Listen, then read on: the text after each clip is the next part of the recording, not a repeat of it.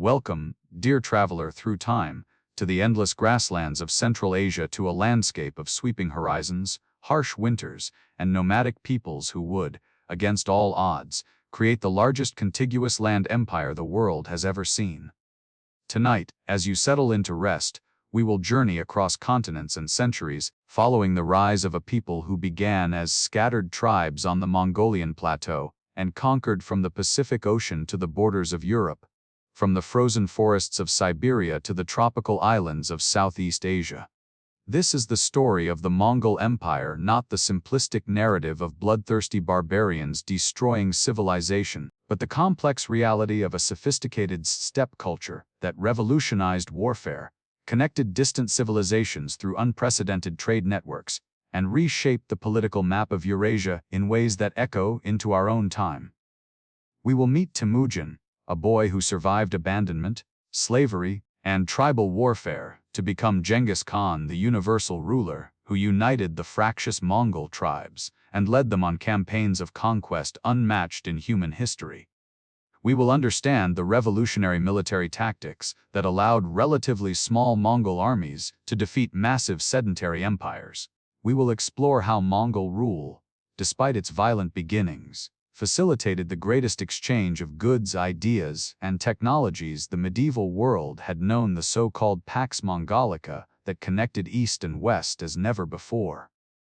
But we will also confront the darker realities, the staggering death tolls of Mongol conquests, cities destroyed and populations massacred, civilizations disrupted, and the plague that spread along Mongol trade routes, devastating Eurasia. The Mongol Empire's legacy is profound but morally complex, simultaneously advancing global connection while unleashing terrible destruction. This journey requires balance. The Mongols deserve neither the demonization they received from terrified medieval chroniclers nor the uncritical admiration of modern romantics. They were neither demons nor heroes but human beings, products of a harsh steppe environment, inheritors of nomadic traditions stretching back millennia, and agents of historical change, whose consequences rippled across the entire world.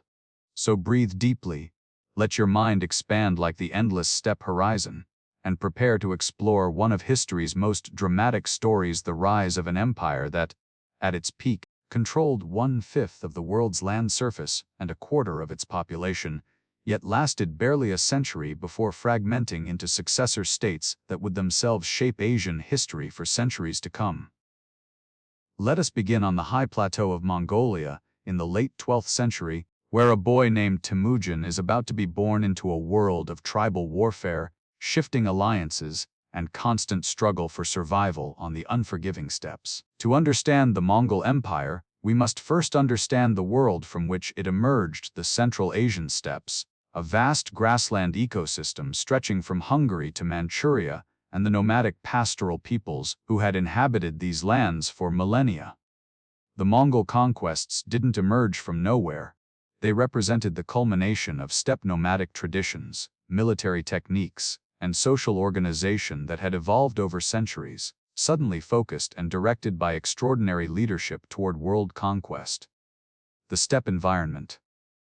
The Eurasian steppe is one of Earth's great ecological zones. Geography, a nearly continuous belt of temperate grassland extending approximately 8,000 kilometers from the Hungarian plain through Ukraine, southern Russia, Kazakhstan, and Central Asia to Mongolia and Manchuria. Climate: continental extremes, scorching summers and brutal winters, with temperatures ranging from 40 degrees Celsius in winter to plus 40 degrees C in summer. Low, unpredictable rainfall makes agriculture difficult or impossible across much of the region. Vegetation: primarily grass, different species depending on rainfall and temperature, but generally short grasses creating vast, seemingly endless plains broken occasionally by rivers, mountains, and forests. This environment shaped everything about steppe societies. The lack of rainfall meant settled agriculture was viable only in limited areas: river valleys, oases, forest-steppe transition zones. The vast grasslands could support neither dense human populations nor the cities and monumental architecture of sedentary civilizations. But the grasslands could support enormous herds of grazing animals: horses, sheep, cattle, goats, and camels. The nomadic pastoral lifestyle emerged as the optimal adaptation to this environment, moving herds seasonally to fresh pastures, following patterns that maximized grass availability while avoiding overgrazing.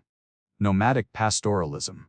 The steppe peoples were not wandering aimlessly, but following sophisticated seasonal migration patterns. Summer pastures Jalau, high altitude or northern pastures where animals grazed during the warm months when grass was abundant.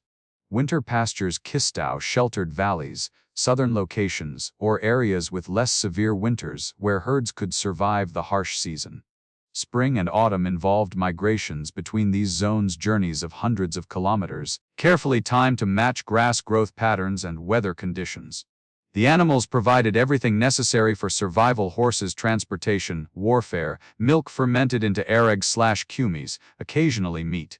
Horses were central to steppe identity, a man's wealth and status measured partly by his horse herd. Sheep meat, milk, wool for felt, which made jur/yurt coverings, clothing and other textiles, hides for leather. Cattle milk, meat, hides, pulling power for wagons. Goats milk, meat, cashmere fiber, leather. Camels transportation for long distances, hair for rope and textiles, milk, meat. Critical for desert and semi-desert regions. This animal-based economy meant steppe peoples were largely self-sufficient. They didn't need to trade with sedentary societies for basic necessities, though they desired luxury goods, silk, metal, weapons, grain, etc., and sometimes raided or traded to obtain them. The jur-yurt, the iconic dwelling of steppe nomads, was the jur, called yurt in Russian/Western languages. Construction: a circular tent with collapsible wooden lattice walls, roof poles radiating from a central ring, covered with layers of felt for insulation. Portability: could be disassembled and transported on camels or ox carts, then reassembled in a few hours. Efficiency: excellent insulation, warm in winter, cool in summer, wind-resistant, circular shape, easy to heat with a central fire. Social organization: the interior had specific zones, men's and women's areas, positions of honor for guests and elders, reflecting social structures. The jur symbolized nomadic adaptability, a sophisticated dwelling that could be moved with the herds, yet provided comfort and reflected cultural values. Social organization. Steppe societies were organized hierarchically, but differently from sedentary civilizations. The family ale, the basic unit, typically an extended family living together, owning animals collectively, moving together. The clan abog, related families tracing descent from a common ancestor, providing mutual support and identity.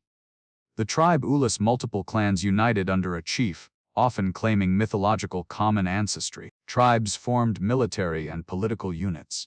Confederations: periodically, strong leaders united multiple tribes into larger confederations or khanates, creating powerful political entities. Leadership was based on prowess in warfare, military skill, and success in raids, established reputation. Wealth in animals demonstrated the ability to provide for followers. Descent: noble lineages had advantages, but leadership ultimately required demonstrated capability. Ability to attract and retain followers: leaders who couldn't protect followers or distribute spoils lost support. Unlike hereditary monarchies in sedentary societies, steppe leadership was more fluid. Successful warriors could rise regardless of birth, and incompetent nobles could fall. Warfare culture. Warfare was endemic to steppe societies for several reasons. Economic: raiding other groups' herds was a way to increase wealth. Sedentary civilizations at the steppe's edge were targets for raids, acquiring grain, silk, weapons, and captives. Political: military success established leadership and prestige. Young men proved themselves through warfare.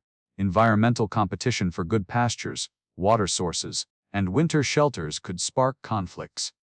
Cultural: warrior values, courage, martial skill, horsemanship were central to male identity.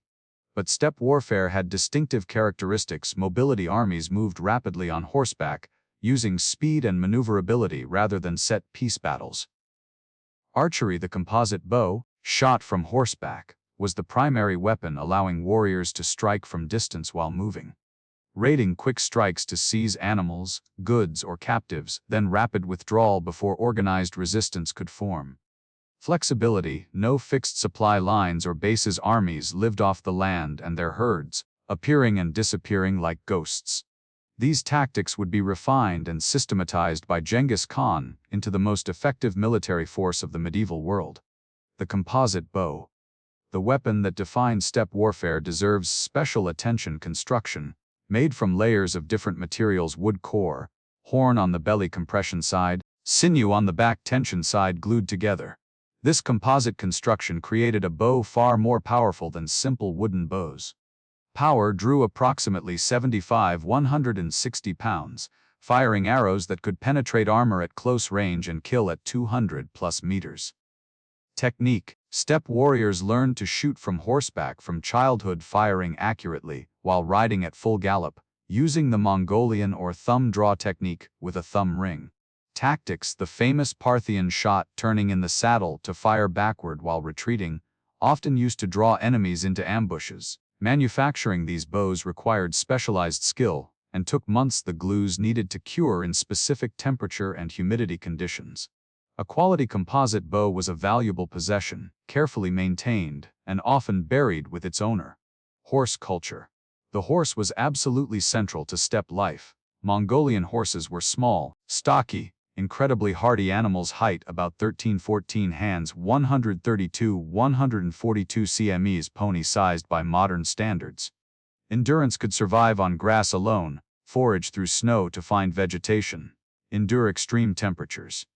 Toughness: required minimal care, could carry riders all day, recovered quickly from exertion.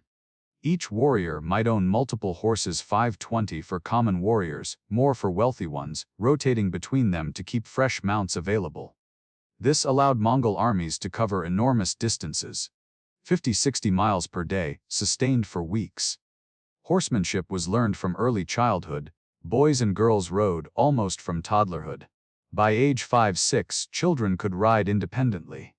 By adolescence, warriors could perform acrobatic maneuvers, shooting, standing in stirrups hanging off the side of the horse.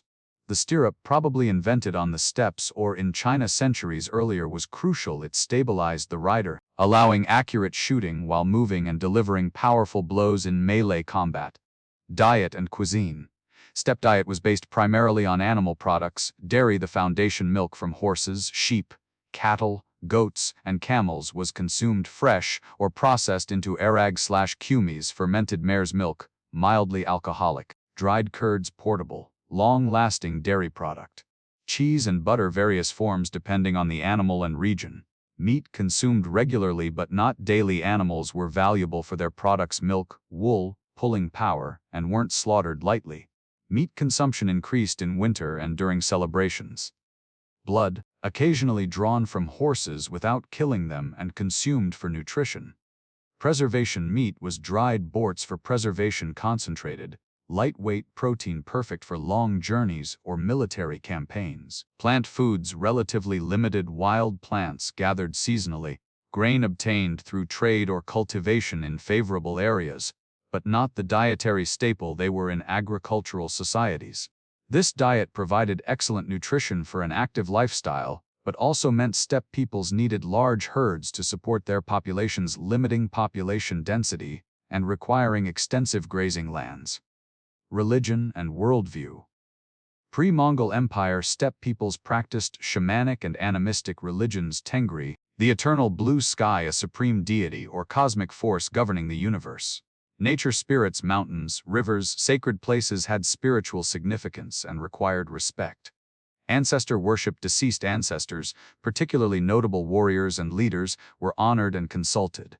Shamans, ritual specialists who communicated with spirits, healed illness, and mediated between human and spirit worlds. The worldview emphasized harmony with nature and the cycles of seasons. Respect for sacred places and natural features. The importance of maintaining proper relationships with spiritual forces. Fate and fortune as determined by heavenly forces. Burial practices often involved elaborate funerals for important leaders, rich grave goods, weapons, horses, treasure. Secret burial locations to prevent desecration. Sometimes human and animal sacrifice. Belief in an afterlife where the deceased would need earthly possessions. Trade and contact with sedentary civilizations.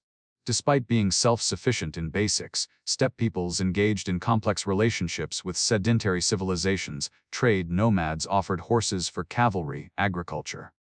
Animal products, hides, wool, dairy. Slaves captured in raids. Control of trade routes, Silk Road security. Nomads desired grain supplementing diet, especially in harsh years. Metal goods, weapons, tools, luxury items. Silk and fine textiles. Tea once introduced. Luxury goods demonstrating status.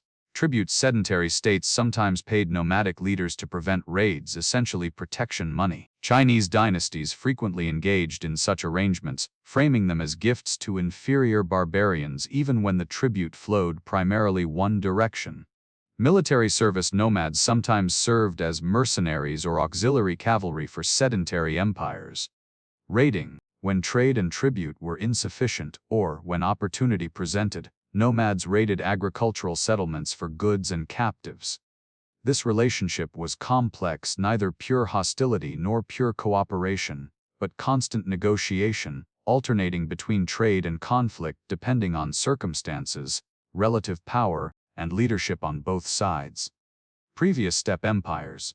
The Mongols were not the first steppe confederation to build an empire. The Xiongnu 3rd century BCE, 1st century CE powerful confederation that threatened Han China, forcing construction and maintenance of the Great Wall, eventually defeated by combination of Chinese military action and internal divisions.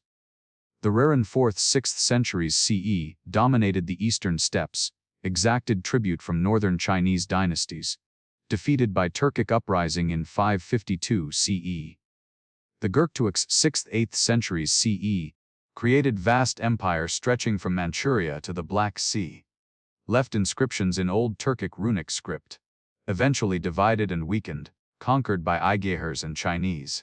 The Aigir Khaganate 8th-9th centuries controlled Mongolia and parts of Central Asia. Notably sophisticated, adopted Buddhism and Manichaeism. Built cities. Destroyed by Kyrgyz in 840 CE. The Khitan Liao dynasty 10th-12th centuries established the Liao dynasty in northern China, adopting Chinese administrative practices while maintaining steppe identity. Conquered by Jurchen Jin dynasty in 1125. Each of these empires demonstrated that steppe peoples could create large political entities and rule sedentary populations. But none matched the geographic scope or historical impact of the Mongol Empire.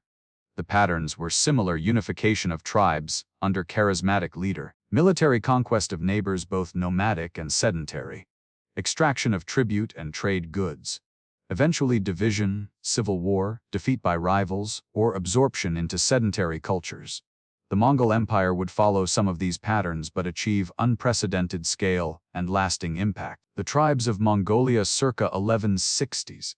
When Temujin, future Genghis Khan, was born around 1162, the Mongolian plateau was divided among numerous tribes, major groups, Mongols, multiple subgroups, Bordjigin, Taichiad, and others speaking Mongolic languages, competing for resources and dominance. Merkits, a powerful tribe in northern Mongolia, traditional enemies of some Mongol groups. Tatars, a confederation in eastern Mongolia, alternately allied with and opposed to various Mongol groups. Note: Tatar became a generic term for Mongols in some Western sources, though Tatars were a specific group. Naimans, a Turkic-speaking tribe in western Mongolia, relatively sophisticated with some literacy using Aigir script. Karaits, another Turkic group, notably some had converted to Nestorian Christianity brought via trade routes from the Middle East. These tribes constantly fought, formed and broke alliances, raided each other's herds, and competed for good pastures. No unified political authority existed. Mongolia was a patchwork of competing groups. This fragmentation had several causes. Environmental: limited resources meant competition was constant. Political: no tradition of lasting unity, confederations formed around strong leaders, but dissolved after their deaths. Cultural: tribal identity was strong, loyalty to one's own group superseded broader ethnic unity. External: Chinese states. Jin dynasty controlled northern China, deliberately encouraged tribal divisions, playing groups against each other to prevent unified threats. Into this fractured world Temujin, was born a boy who would transform this chaos into the foundation of the largest land empire in history. The man who would become Genghis Khan began life with nothing, orphaned, enslaved, and hunted by enemies. His rise from desperate poverty to supreme power is one of history's most remarkable personal journeys, and understanding this journey is essential to understanding the empire he created. Birth and early childhood circa 1162–1171. Temujin was born around 1162. The exact date is uncertain in the Khwarazmian mountain region of northeastern Mongolia. His father was Yesuje, a minor chieftain of the Borjigin clan, part of the larger Mongol tribal confederation. Yesuje was reasonably successful. He had multiple wives, substantial herds, and followers, but he was not a major power. His mother was Hulagu, who according to legend was kidnapped by Yesuje from another man, Childu of the Merkits. This kidnapping would have lasting consequences. The Merkits nursed a grudge against Yesuje's family for decades. The name Temujin supposedly came from a Tatar chief Yesuje had recently defeated and captured. Naming a child after a defeated enemy was considered auspicious, transferring the enemy's strength to the child. Early childhood was spent learning essential skills, riding horses from age 3–4, archery and hunting, helping with herds, learning tribal customs, stories, and values. The major source for Temujin's early life is the Secret History of the Mongols, written in Mongolian in the decades after his death. It's part history, part legend, mixing verifiable facts with mythological elements and propaganda. We must read it critically, but it's our primary window into this period. The catastrophe circa 1171. When Temujin was about 9 years old, disaster struck. Yesuje took Temujin to the camp of Dai Setsen, a member of the Hungary tribe, to arrange a marriage between Temujin and Dai Setsen's daughter Bert. This was standard practice, arranging marriages to create alliances between clans. Yesuje left Temujin with his future-in-law's standard procedure. The boy would serve his future father-in-law, learning and building the relationship. On the journey home, Yesuje encountered Tatars, members of the tribe he had fought. They recognized him and offered hospitality. Accepting their food, Yesuje was poisoned. He made it home but died shortly after. Yesuje's death was catastrophic for his family. Without a strong male leader, the family lost status. Yesuje's followers abandoned Hulagu and her children, taking the herds with them. The family was left destitute on the steppes. The Tayachid clan related to Yesuje, but rivals actively persecuted the family, fearing that Temujin might grow up to claim leadership and avenge slights. They drove the family away from traditional pastures. Hulagu, with extraordinary determination, kept her children alive, foraging for wild plants and roots, fishing and hunting small game, moving constantly to avoid enemies, teaching survival skills, maintaining hope and cohesion. The Secret History presents this period as formative, teaching Temujin resilience, the cruelty of steppe politics, and the value of loyal companions. It also introduced him to absolute poverty, an experience most noble-born leaders never had. First conflicts and enslavement. Several incidents from Temujin's youth reveal his developing character. The murder of Bektar, Temujin's half-brother Bektar, from Yesuje's second wife, repeatedly asserted seniority over Temujin and his full brother Khosar, taking the best of their scarce food.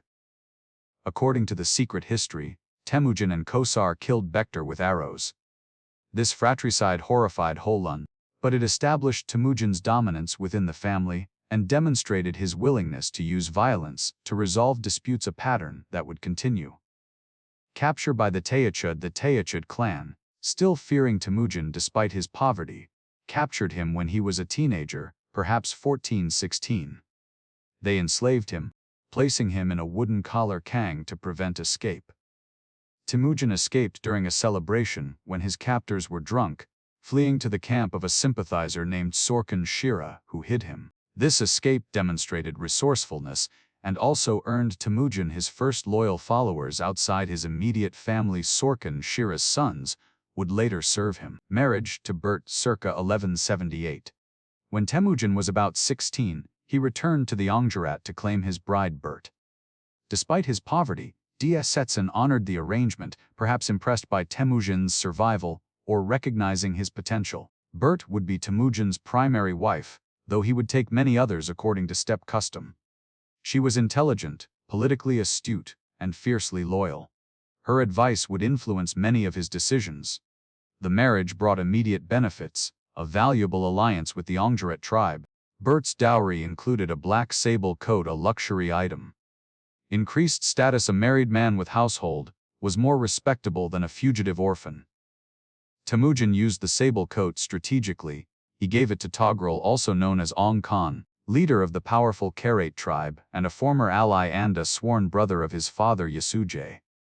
This gift was calculated. It honored Togrul and flattered him. It reminded Togrul of his oath to Yasujay. It obligated Togrul to provide support. Togrul accepted Temujin as a subordinate ally, providing protection and legitimacy. This was Temujin's first major political success.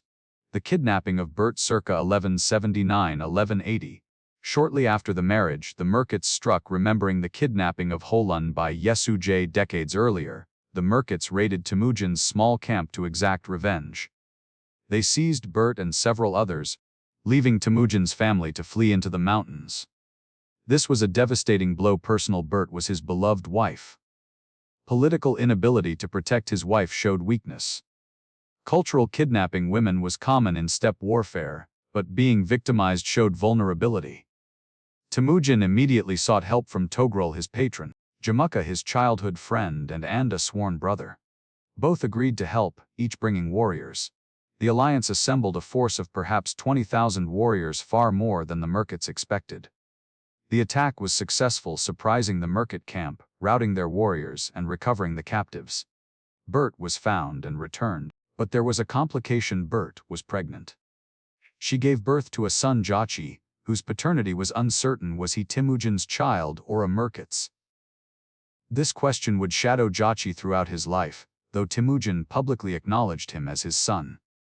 The Merkit campaign had several important results: demonstrated Temujin could organize military operations, showed he could call on powerful allies, avenged a grievous insult, began building his reputation as a capable war leader. Alliance with Jamuka circa 1180–1181. After the Merkit campaign, Temujin and Jamuka renewed their close friendship. Jamuka was a charismatic leader of the Jadaran clan, already more powerful and established than Temujin. The two had been friends in youth, and now they formed an Andor relationship, sworn brotherhood. For about 18 months, they camped together, their tribes intermixed. This was a crucial learning period for Temujin. He observed how Jamuka led and organized followers. He learned about steppe politics at a higher level. He built relationships with various clan leaders. He developed his own following among warriors attracted to him. But tensions emerged. According to the secret history, one day Jamuka suggested they separate their camps. Herders should camp separately from horse herders, implying a subtle status distinction. Temujin consulted with Holun and Bert, who advised him to separate before dawn, asserting independence, rather than appearing to follow Jamuka's lead. When Temujin left, many of Jamuka's followers came with him, attracted by Temujin's personality, his promises, or his potential. This mass defection infuriated Jamuka and turned the former friends into rivals. The reasons for followers choosing Temujin over Jamuka included: Temujin's humbler origins made him more accessible to common warriors. He was generous with spoils. He showed meritocratic tendencies, rewarding ability over aristocratic birth. He cultivated personal loyalty through shared hardship. He projected destiny, a sense that he was meant for greatness. Election as Khan circa 1182–1184. As Temujin's following grew, his supporters elected him Khan, leader of his own tribal confederation. This election was significant but not yet supreme power. He was one Khan among many, leading perhaps a few thousand households, but it was a critical step from subordinate ally to independent leader. Temujin immediately began organizing his growing confederation differently from traditional steppe practice. Meritocracy he promoted based on ability and loyalty rather than aristocratic birth. Talented commoners could rise to high positions if they served well. Loyalty to the leader, rather than primary loyalty to one's clan or tribe. Temujin demanded personal loyalty to himself. He broke down tribal divisions, intermixing warriors from different backgrounds. Strict discipline, unlike the loose confederations typical of steppe politics. Temujin imposed military discipline. Orders were followed, desertion was punished, and coordination improved. Generosity with spoils. Temujin distributed captured goods generously among followers, ensuring their loyalty through material benefit as well as personal charisma. These innovations would eventually revolutionize steppe warfare and politics, but initially, they simply made Temujin an effective rising leader. War with Jamoka circa 1187. The rivalry with Jamoka erupted into open warfare. The trigger, one of Temujin's followers killed one of Jamoka's relatives in a horse-stealing incident, a common source of conflict. Jamoka used this as pretext for war. Jamoka assembled a large coalition, 13 tribes allied with him against Temujin. Jamoka had more warriors and should have won easily. The Battle of Dalan Baltsut, the armies met, and Temujin was defeated. His smaller force couldn't overcome Jamoka's numerical advantage. Temujin retreated to the Jaran River region, having lost the engagement. But the aftermath proved more important than the battle. Jamoka behaved atrociously. He boiled alive 70 young warriors from defeated clans in large cauldrons, a terrifying display meant to intimidate. This brutality backfired. Many of Jamoka's allies were horrified. Steppe warfare could be brutal, but this seemed excessive and violated norms. The cruelty tarnished Jamoka's reputation.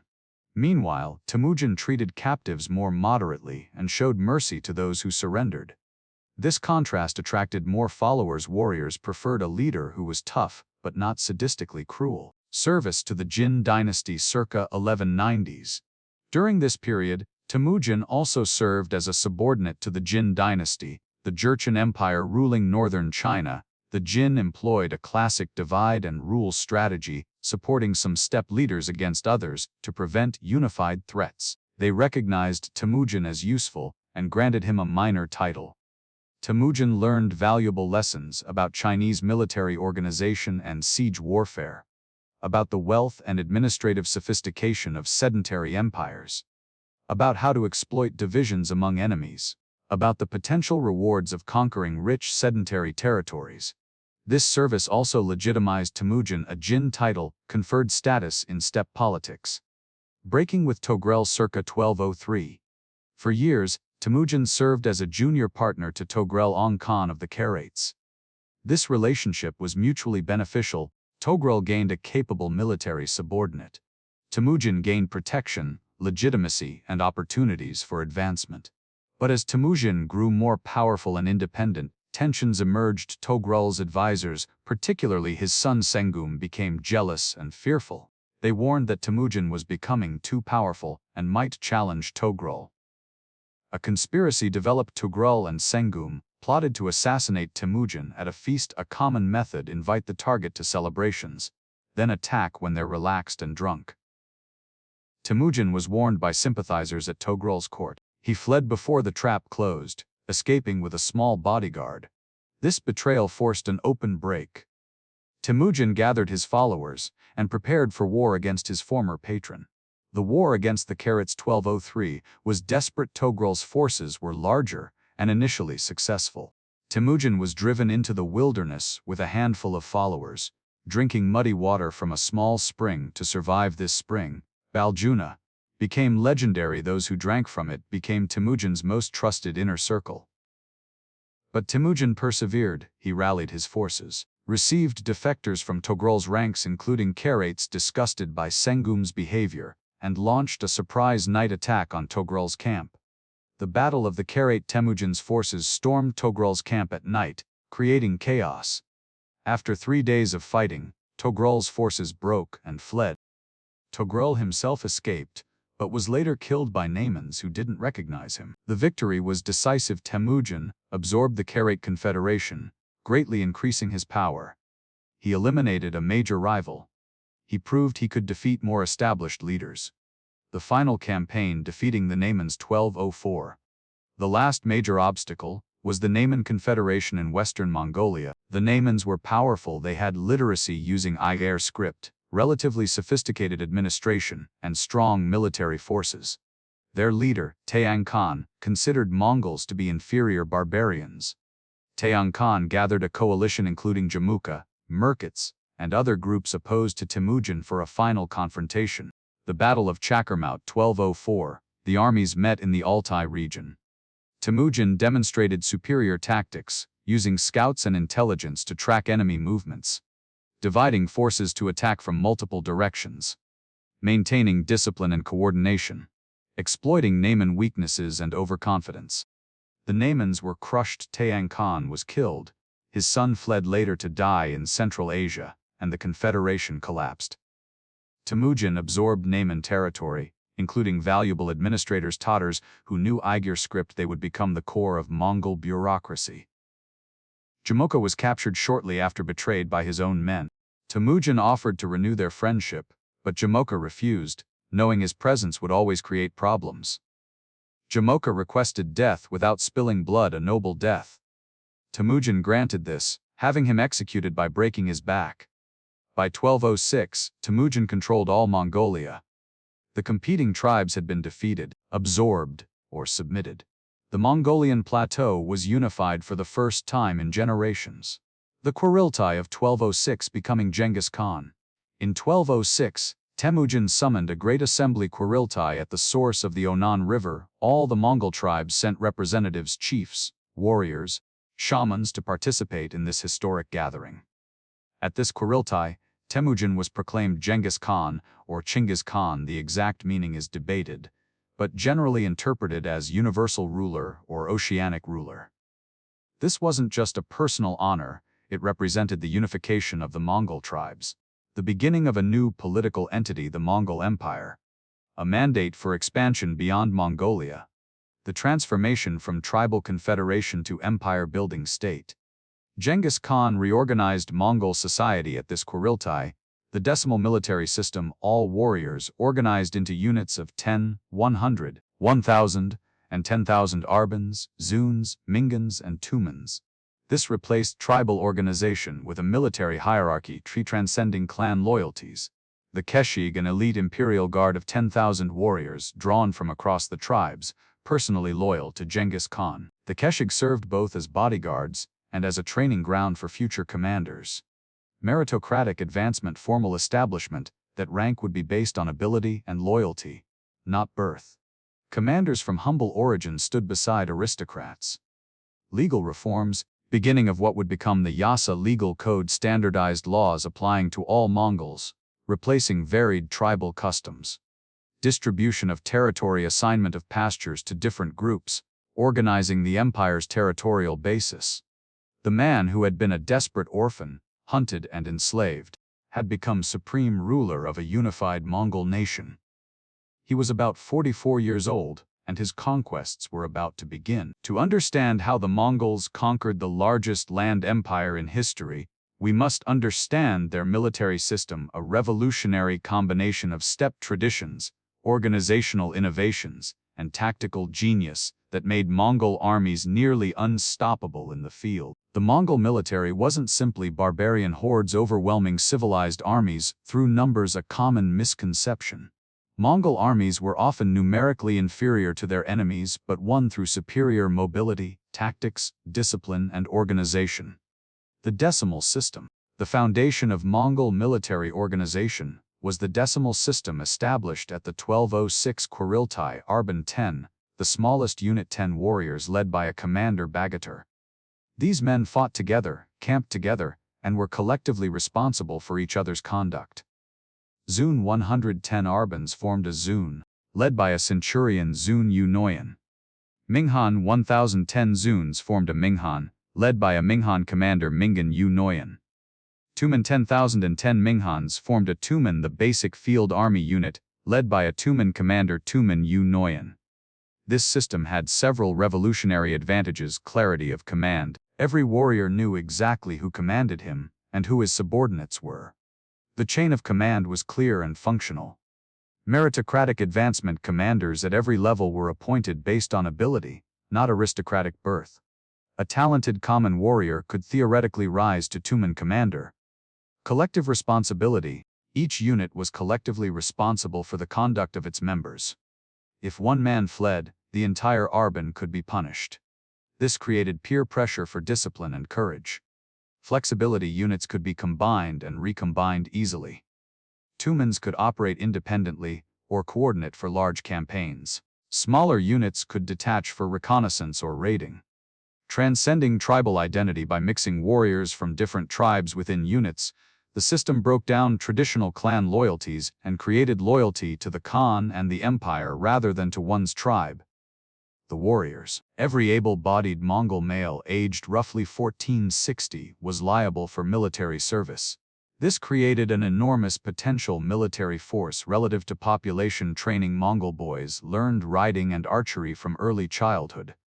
By adolescence, they were capable warriors. Hunting served as military training. Coordination, tracking, and killing developed skills directly applicable to warfare. Equipment. Each warrior provided his own horses, typically 3-5 per warrior, allowing fresh mounts and remounts if a horse was killed. Composite bow and arrows. 60-100 arrows in quivers, saber for close combat. Lance with hook for pulling enemies from saddles. Armor if wealthy, limellar armor of leather or iron, if poor, quilted layers or leather. The Mongol horse was crucial. Small, hardy, capable of surviving on grass alone. Could forage by digging through snow for vegetation. Required minimal care, could carry riders all day. Each warrior's multiple horses allowed rapid long-distance travel. Self-sufficiency. Mongol warriors traveled light, without heavy supply trains. They carried dried meat, dried curds, and could supplement by hunting or eating horse blood. Without killing the horse, a small amount could be drawn periodically. This mobility allowed operations impossible for armies dependent on supply lines. The composite bow and archery. The Mongol composite bow was perhaps the most important weapon construction, made over months or years. Layers of wood, horn, and sinew glued together. The process required skill, proper materials, and favorable curing conditions. Power. Drew 75-160 pounds, fired arrows at high velocity effective to 200+ meters, could penetrate armor at close range. Rate of fire. A skilled archer could fire 6-10 aimed arrows per minute, creating devastating volumes of fire. Tactics. Mongol tactics emphasized archery volley fire. Units fired coordinated arrow volleys at enemy formations. Harassment. Rapid hit and run attacks, firing arrows while approaching and retreating. The feigned retreat. Pretend to flee, drawing enemies into pursuit, then turn and massacre the disordered pursuers with archery. The Parthian shot, turning in the saddle to shoot backward while retreating. Types of arrows. Light arrows for long range. Heavy arrows for armor penetration at shorter range. Whistling arrows for signals. Different whistle patterns communicated orders across the battlefield.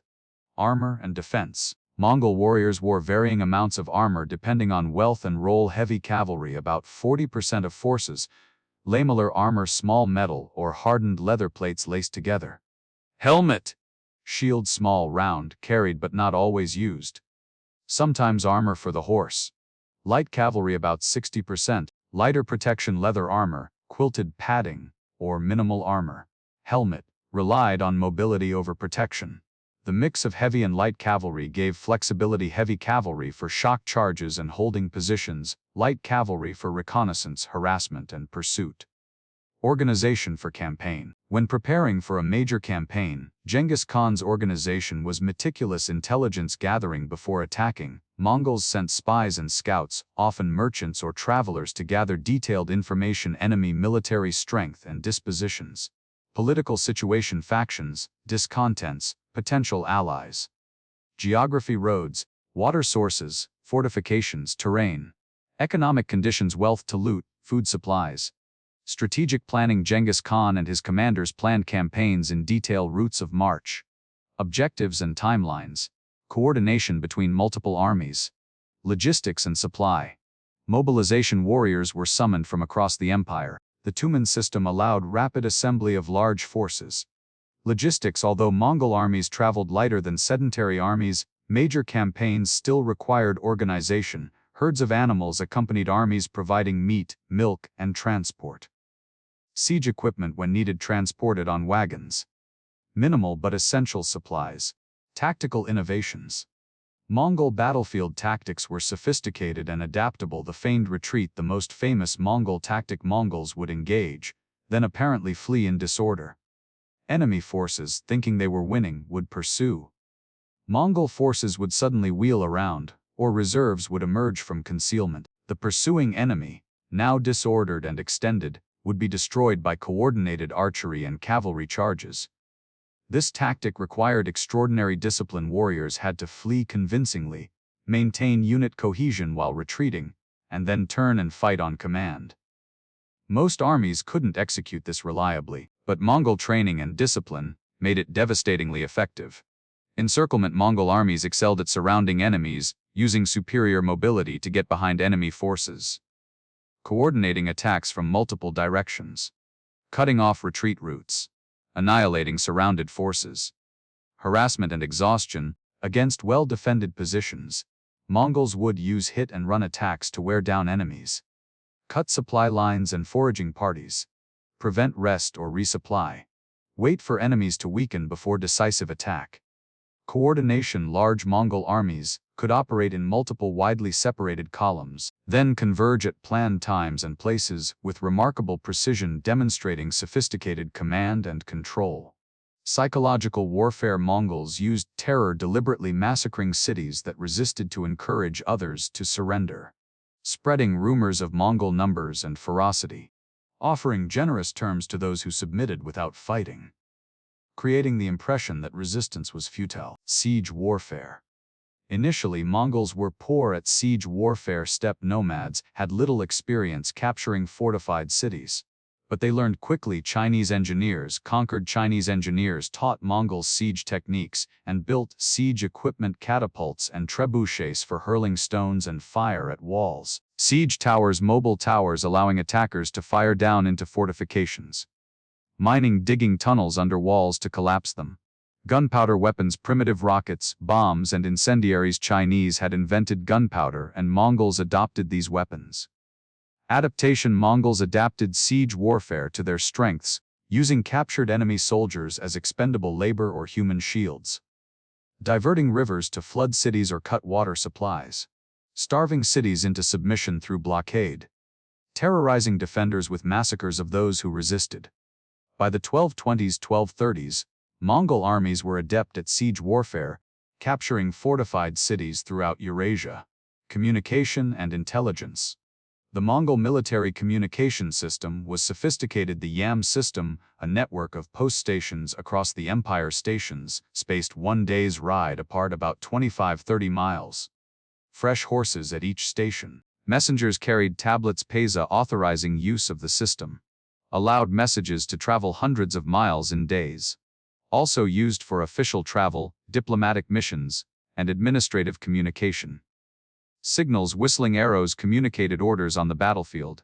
Flags and standards coordinated movements. Messengers carried detailed orders. Fires and smoke signals sometimes used. Intelligence networks. Mongols maintained extensive spy networks in enemy territories, providing crucial information before and during campaigns. Discipline and loyalty. What truly made the Mongol military exceptional was discipline. Rewards. Genghis Khan rewarded success generously. Successful commanders received positions, land, and wealth. Warriors received shares of booty. Loyal service was recognized and honored. Punishments. Failure or cowardice was punished severely. Deserters and cowards could be executed. Entire units could be punished for individual failures, encouraging collective responsibility. Incompetent commanders were demoted or removed. Meritocracy. Ability mattered more than birth. Talented warriors from humble origins could rise to high command, while incompetent nobles could fall. Personal loyalty to the Khan. The system cultivated personal loyalty to Genghis Khan and his successors, transcending tribal or clan identities. The combination of discipline, organization, mobility, and tactical sophistication made Mongol armies the most effective military force of the 13th century. No contemporary army could consistently match them in the field. Here we pause in our exploration of the Mongol Empire. We have journeyed across the vast steppes, understanding the nomadic world from which the Mongols emerged. We have followed Temujin's remarkable rise, from orphaned fugitive to Genghis Khan, unifier of the Mongol tribes. and we have examined the revolutionary military system that would allow relatively small Mongol forces to defeat the largest empires of the medieval world. As you drift towards sleep, imagine the Mongolian plateau in the early 13th century. A unified people for the first time, organized into disciplined tumans, horsemen training with composite bows, commanders planning campaigns that would span continents. Picture Genghis Khan in his camp, now approximately 44 years old, having achieved unification of Mongolia, standing on the threshold of conquests that would change world history. The stage is set. The instrument of conquest has been forged. The wars that will build the largest contiguous land empire in history are about to begin. When we continue, we will witness the Mongol conquests, the campaigns against the Jin dynasty, the destruction of the Khwarazmian Empire, the invasions of Russia and Eastern Europe, and the ultimate extent of Mongol power spanning from Korea to Hungary, from Siberia to Southeast Asia. But for now, rest. The steppe winds blow across Mongolia as they have for millennia, the horses graze on endless grasslands, and the empire that will reshape the world is gathering its strength. Having unified Mongolia in 1206, Genghis Khan now turned his attention outward. The scattered tribes had been forged into a single weapon, and that weapon needed employment. The Mongol armies would strike first at their neighbors, the Western Xia and Jin dynasty, beginning conquests that would eventually span from the Pacific to Eastern Europe.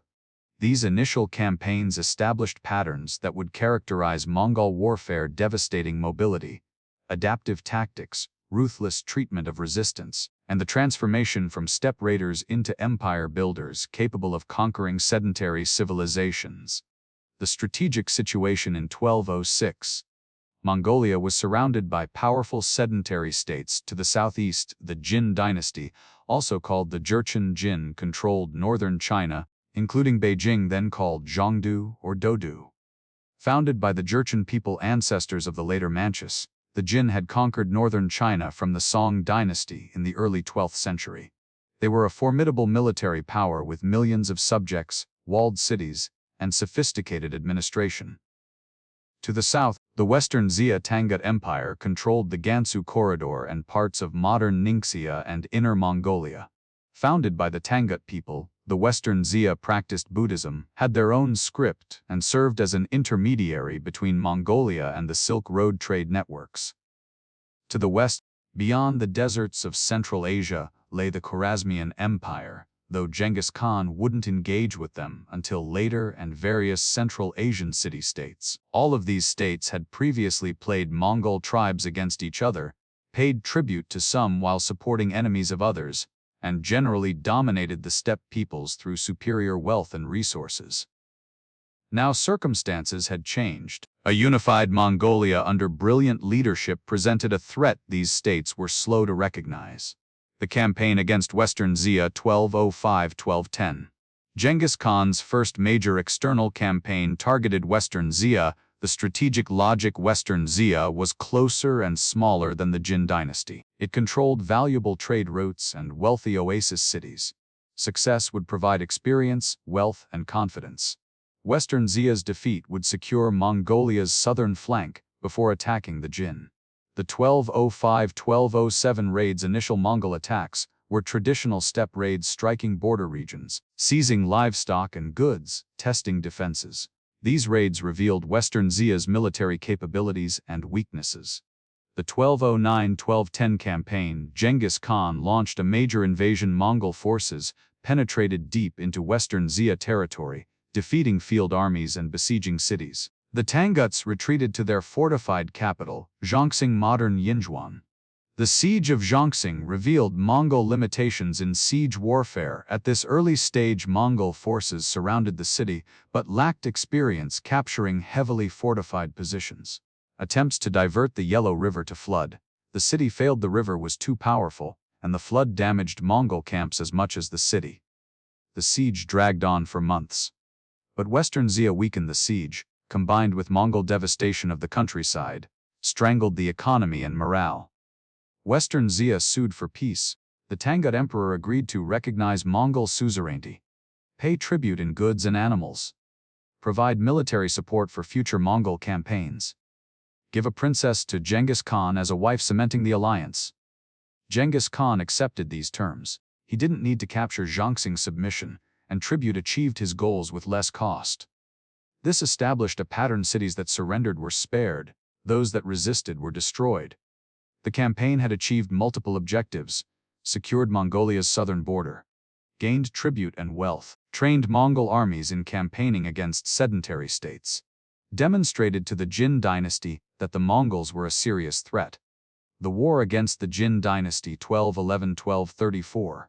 With Western Xia neutralized, Genghis Khan turned to the Jin dynasty, a far more formidable opponent. The Jin dynasty circa 1210 controlled northern China from the Great Wall to the Hui River. Population of approximately 50 million, compared to Mongolia's 1–2 million. Massive armies, potentially 600,000, 1 million troops, though not all simultaneously mobilized. Hundreds of fortified cities, sophisticated siege defenses including gunpowder weapons. Wealth far exceeding Mongolia's. By conventional analysis, the Jin should have crushed Mongolia. But several factors undermined Jin's strength. Internal problems. The Jin emperor was weak and indecisive.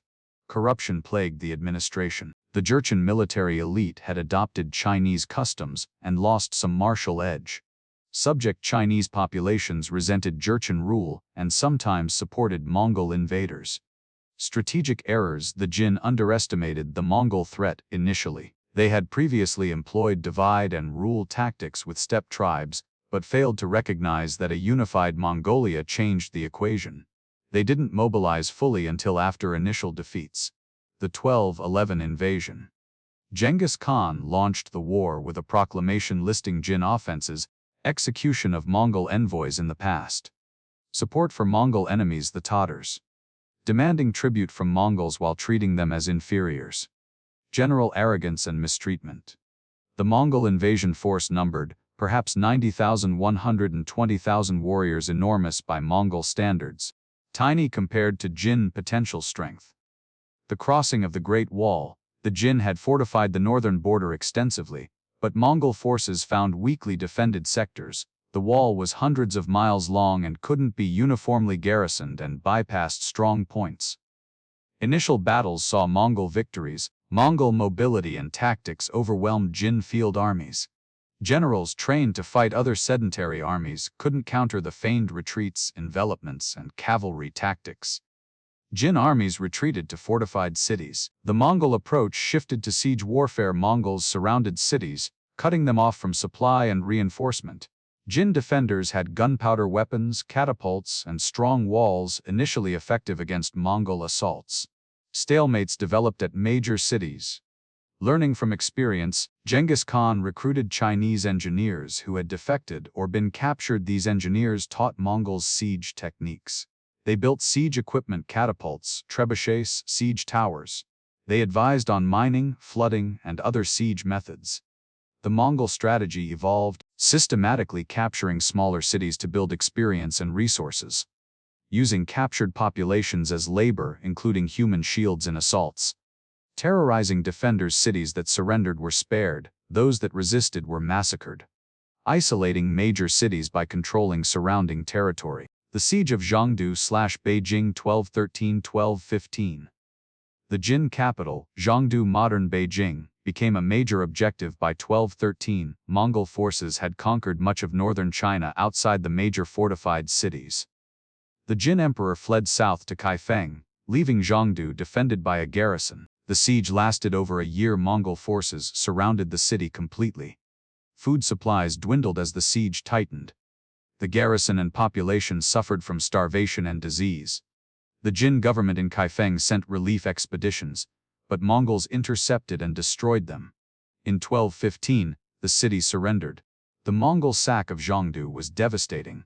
The city was systematically looted. Many inhabitants were killed or enslaved. Buildings were burned. The destruction was so complete that later travelers reported the ground was white with human bones. The fall of Zhongdu was a watershed.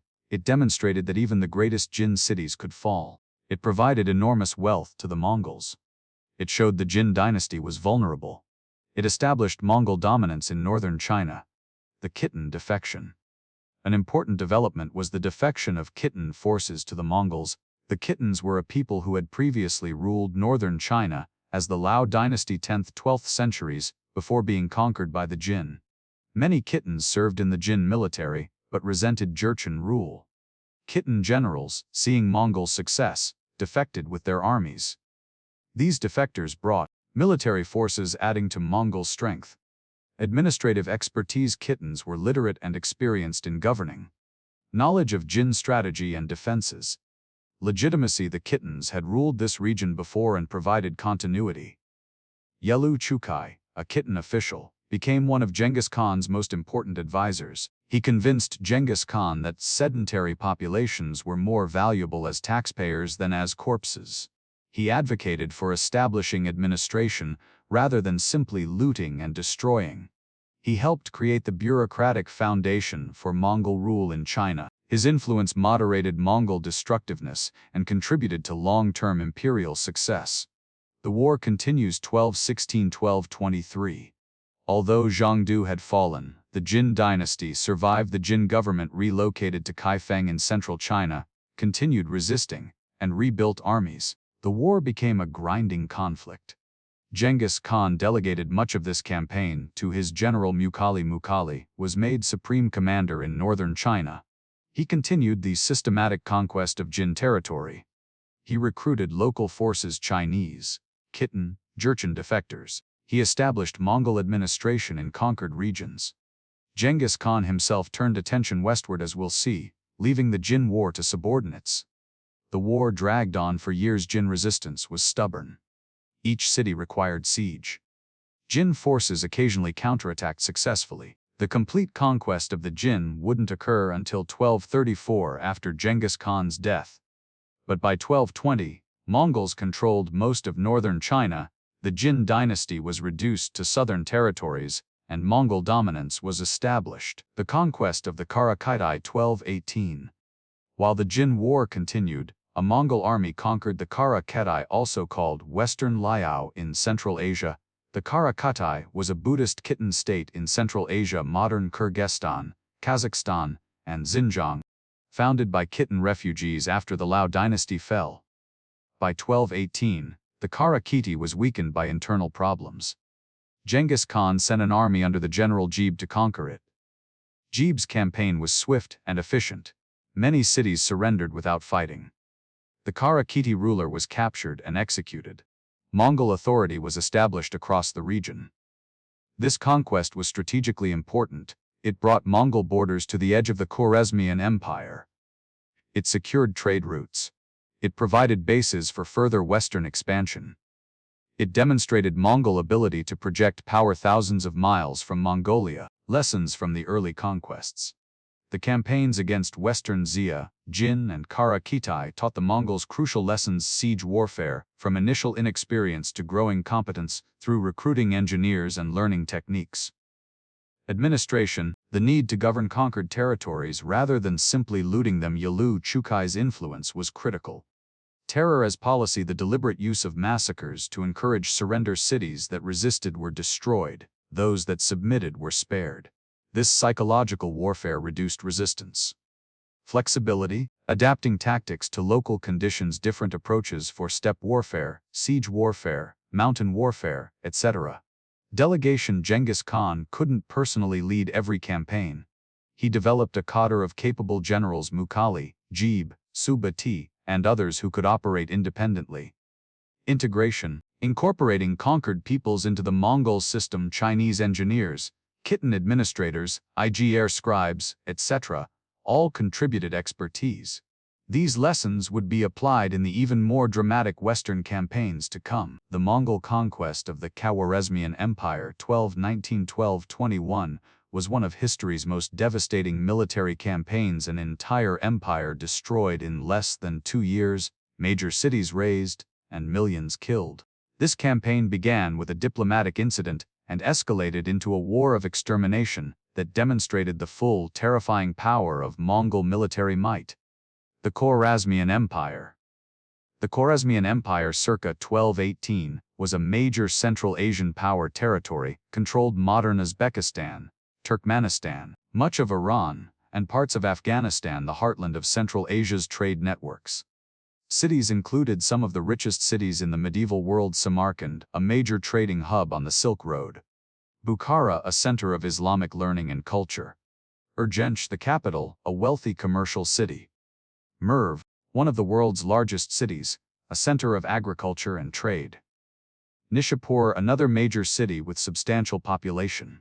Population perhaps 10–15 million total, with individual cities housing 100,000–300,000 plus people. Military: large armies including Turkish slave soldiers, Mamluks, Persian troops, and various tribal contingents. Total military potential of 200,000–400,000 plus troops. Culture: the empire was Islamic, Persian-influenced, with sophisticated administration, arts, sciences, and architecture. It represented one of the peaks of medieval Islamic civilization. The ruler was Muhammad II, Shah of Khwarazm, who had built the empire through conquest and claimed descent from earlier Persian dynasties. The Inalchik Incident 1218. The catalyst for war was seemingly minor. Genghis Khan, having conquered the Chagatai and established borders with Khwarazm, sent a trade caravan. The caravan included approximately 450 merchants, Mongols, Muslims, and others. They carried valuable goods: silk, furs, silver, gold, jade. They also carried a message proposing trade relations with Khwarazm. The caravan arrived at the border city of Otrar in modern Kazakhstan, governed by Inalchik, the Shah's uncle. Inalchik seized the caravan. He accused the merchants of being spies, possibly true Mongol merchants often gathered intelligence. He confiscated all goods. He executed all 450 merchants. This was catastrophic for several reasons.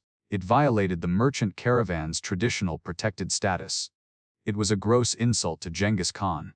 It destroyed a valuable trade opportunity. It demonstrated either Shah Muhammad's hostility or his inability to control subordinates. Genghis Khan's response was initially measured. He sent 3 envoys to Shah Muhammad, demanding Inalchik be handed over for punishment, seeking compensation for the losses, offering to restore peaceful relations if justice was done. Shah Muhammad made a fatal error. He executed 1 envoy, a Muslim. He shaved the beards of the other 2 Mongols and sent them back, a deliberate insult. This insult sealed Khwarazm's fate. Genghis Khan had offered peaceful resolution, and the Shah chose war. The Mongol Mobilization 1219. Genghis Khan prepared for war, with characteristic thoroughness. Intelligence gathering: Mongol spies and merchants provided detailed information, the military strength and dispositions of Khwarazmian forces, the locations and defenses of major cities. Political divisions: Shah Muhammad's relationship with his mother, Turkan Khotun, who controlled some territories independently. Economic conditions and potential allies. Geographic details: routes, water sources, terrain. Force assembly: Genghis Khan assembled an enormous army by Mongol standards, approximately 100,000–150,000 Mongol and allied troops. This represented nearly the full military potential of the Mongol Empire. Forces included Mongols, Turks, Chinese engineers, and various auxiliaries. Strategic planning: the campaign was meticulously planned. Multiple armies would invade from different directions. Each army had specific objectives and timelines. Coordination was planned despite vast distances. Supply issues were considered. The army would live off the land and captured resources.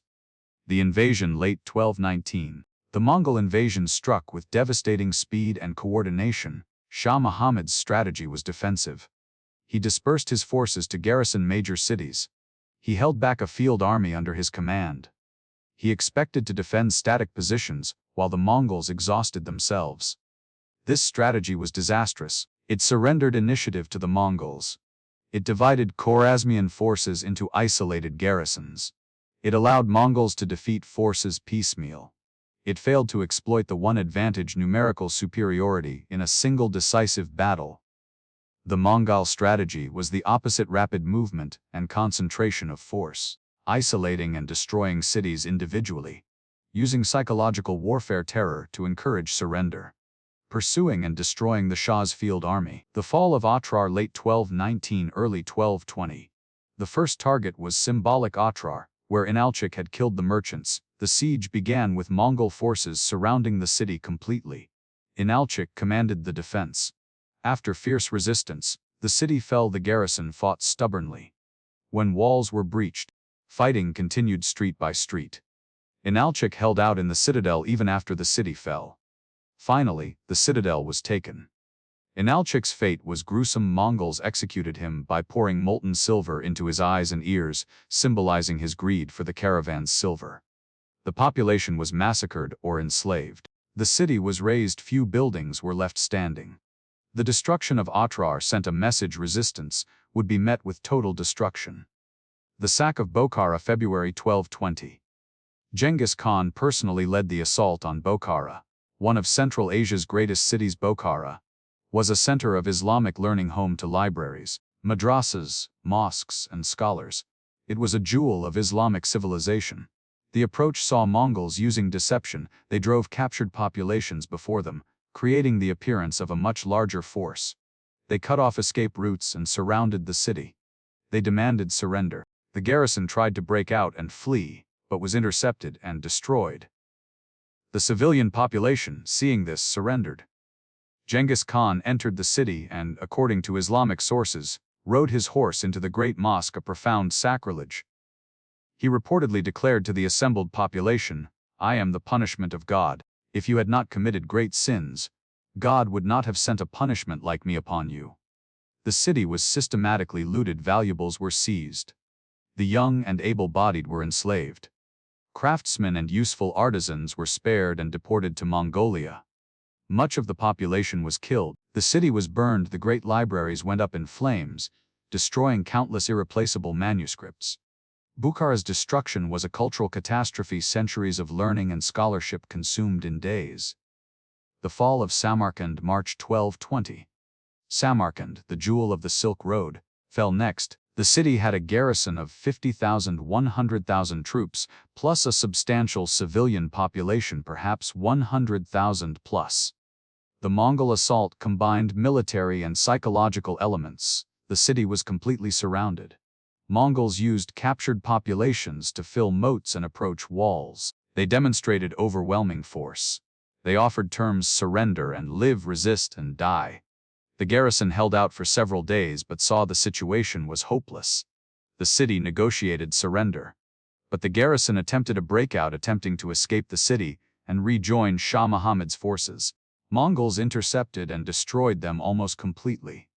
The population's fate varied. Craftsmen and skilled workers were selected out and deported to Mongolia and China, where their skills would benefit the empire.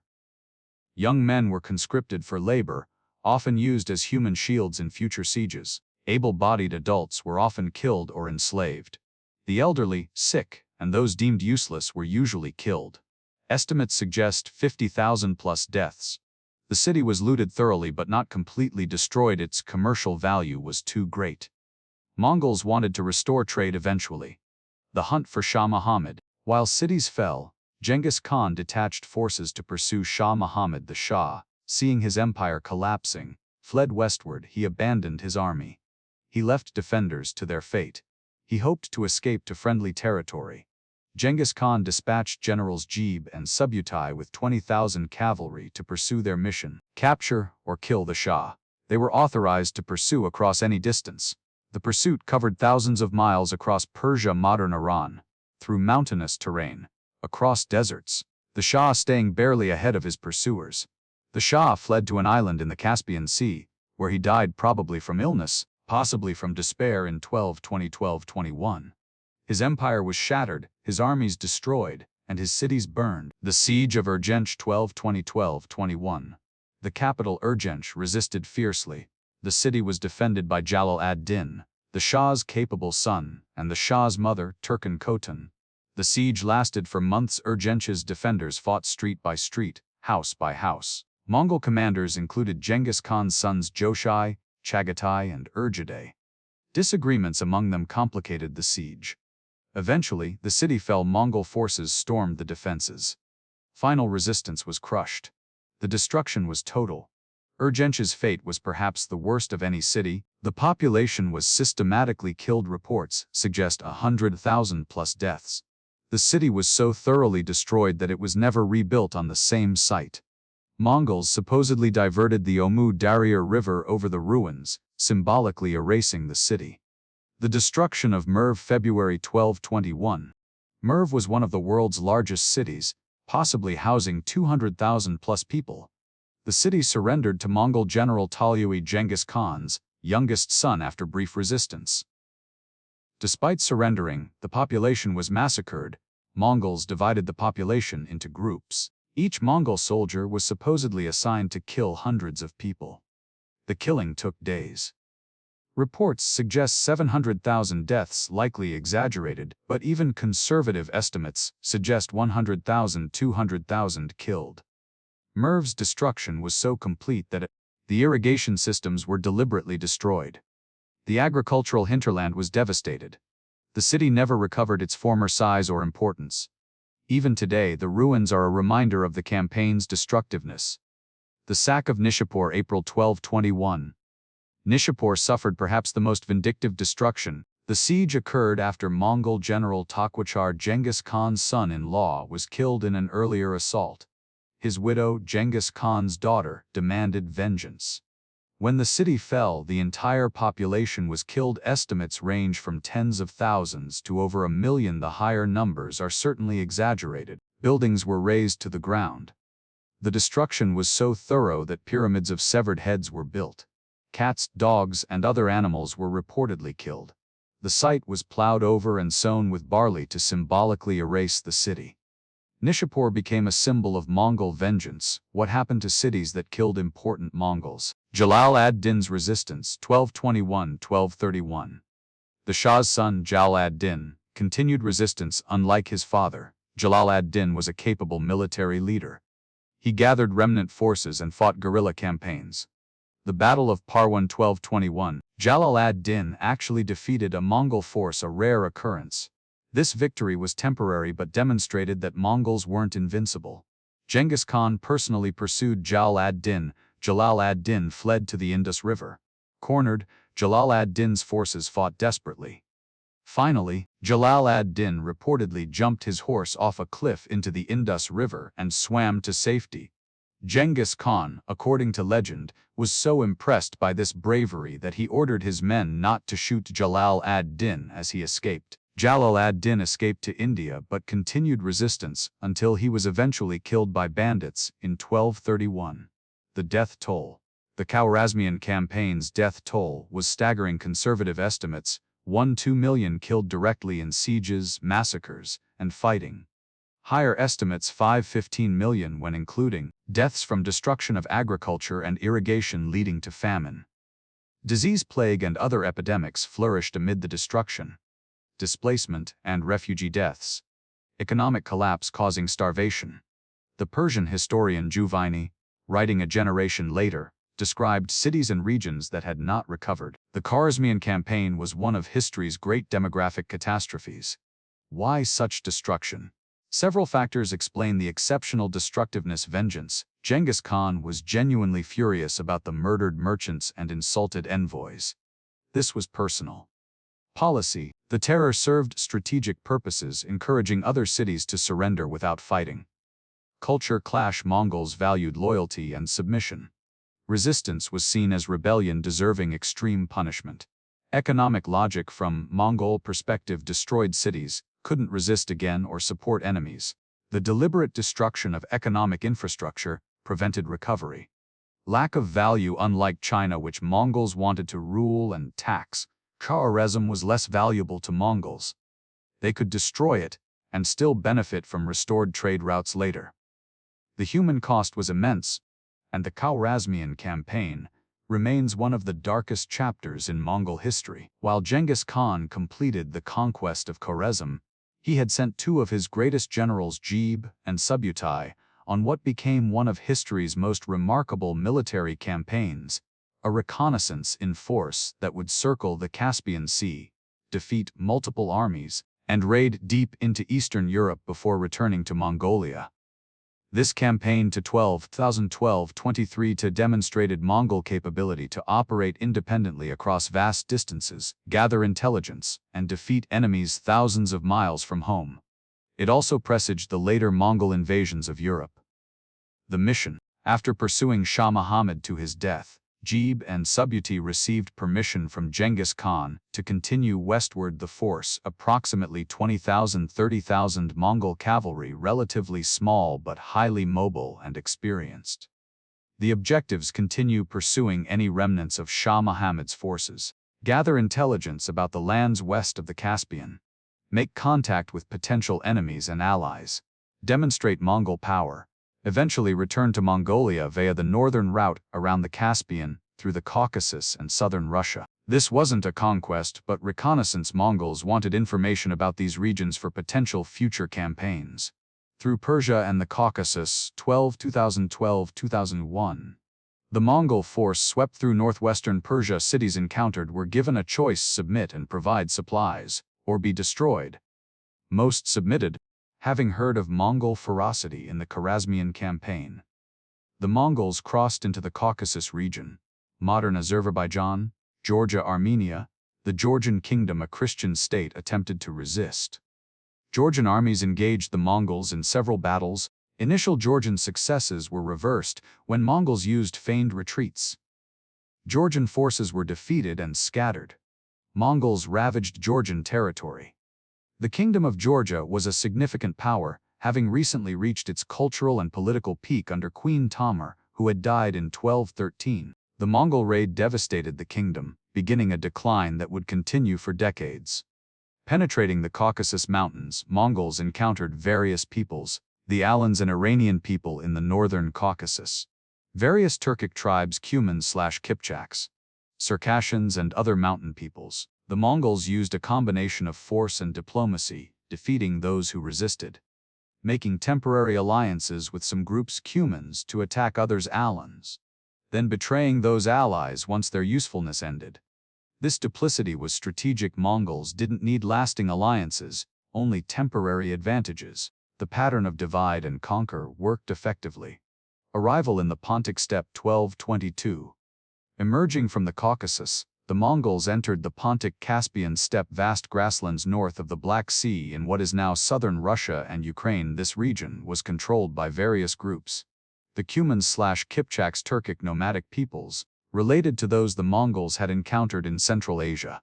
The Rus principalities, early Russian states, centered on cities like Kiev, Vladimir, and Novgorod. Christian, Slavic states descended from Viking-founded principalities. The Cumans, facing Mongol pressure, fled westward, seeking help from the Rus princes. The Rus response. The Cuman Khan, Curtin, appealed to his son-in-law, Mstislav the Bold, Prince of Galish. Curtin warned, "Today, the Mongols have taken our land, tomorrow they will take yours." The Rus princes convened and decided to help, partly due to Cuman marriage alliances, partly from concern that Mongols were indeed a threat, partly from desire for glory and spoils. An alliance formed. Multiple Rus principalities contributed forces: Mstislav the Bold, Galish; Mstislav III, Kiev; Daniel of Galish; various other princes and their druzhina's military retinues. The combined force numbered, perhaps, 80,000 warriors, though this is likely inflated by sources, probably closer to 30,000–40,000 Rus heavy cavalry and infantry. Cuman light cavalry. Significant numerical advantage over the Mongols. The Mongols sent envoys proposing peace: "We have not attacked you. Our quarrel is with the Cumans, our slaves who fled from us. Make peace with us." The Rus princes made a fatal error: they executed the Mongol envoys. This was the second time within a few years that envoys to European powers had been killed. The first was in Khwarazm, and both times it led to devastating Mongol retaliation. The Battle of the Kalka River, May 31, 1223. The Rus and Cuman armies pursued the Mongols, who retreated for days. The Mongol retreat was classic: feigned withdrawal, drawing the Rus forces away from fortified cities, stretching their supply lines, tiring the pursuit, selecting favorable battlefield terrain. After 9 days of retreat, the Mongols turned at the Kalka River in modern eastern Ukraine. The battle was a disaster for the Rus' lack of coordination. The various Rus princes didn't have unified command. Each prince led his own force with limited coordination. The Cumans attacked first without coordinating with the Rus, and were quickly routed by Mongol arrows and charges. The fleeing Cumans disrupted the Rus formations. The Mongols counterattacked with Rus forces disrupted by fleeing Cumans. Mongols struck enveloping flanks, concentrating archery on disordered units, cutting down isolated forces. The Rus forces broke. Some princes retreated to a fortified camp.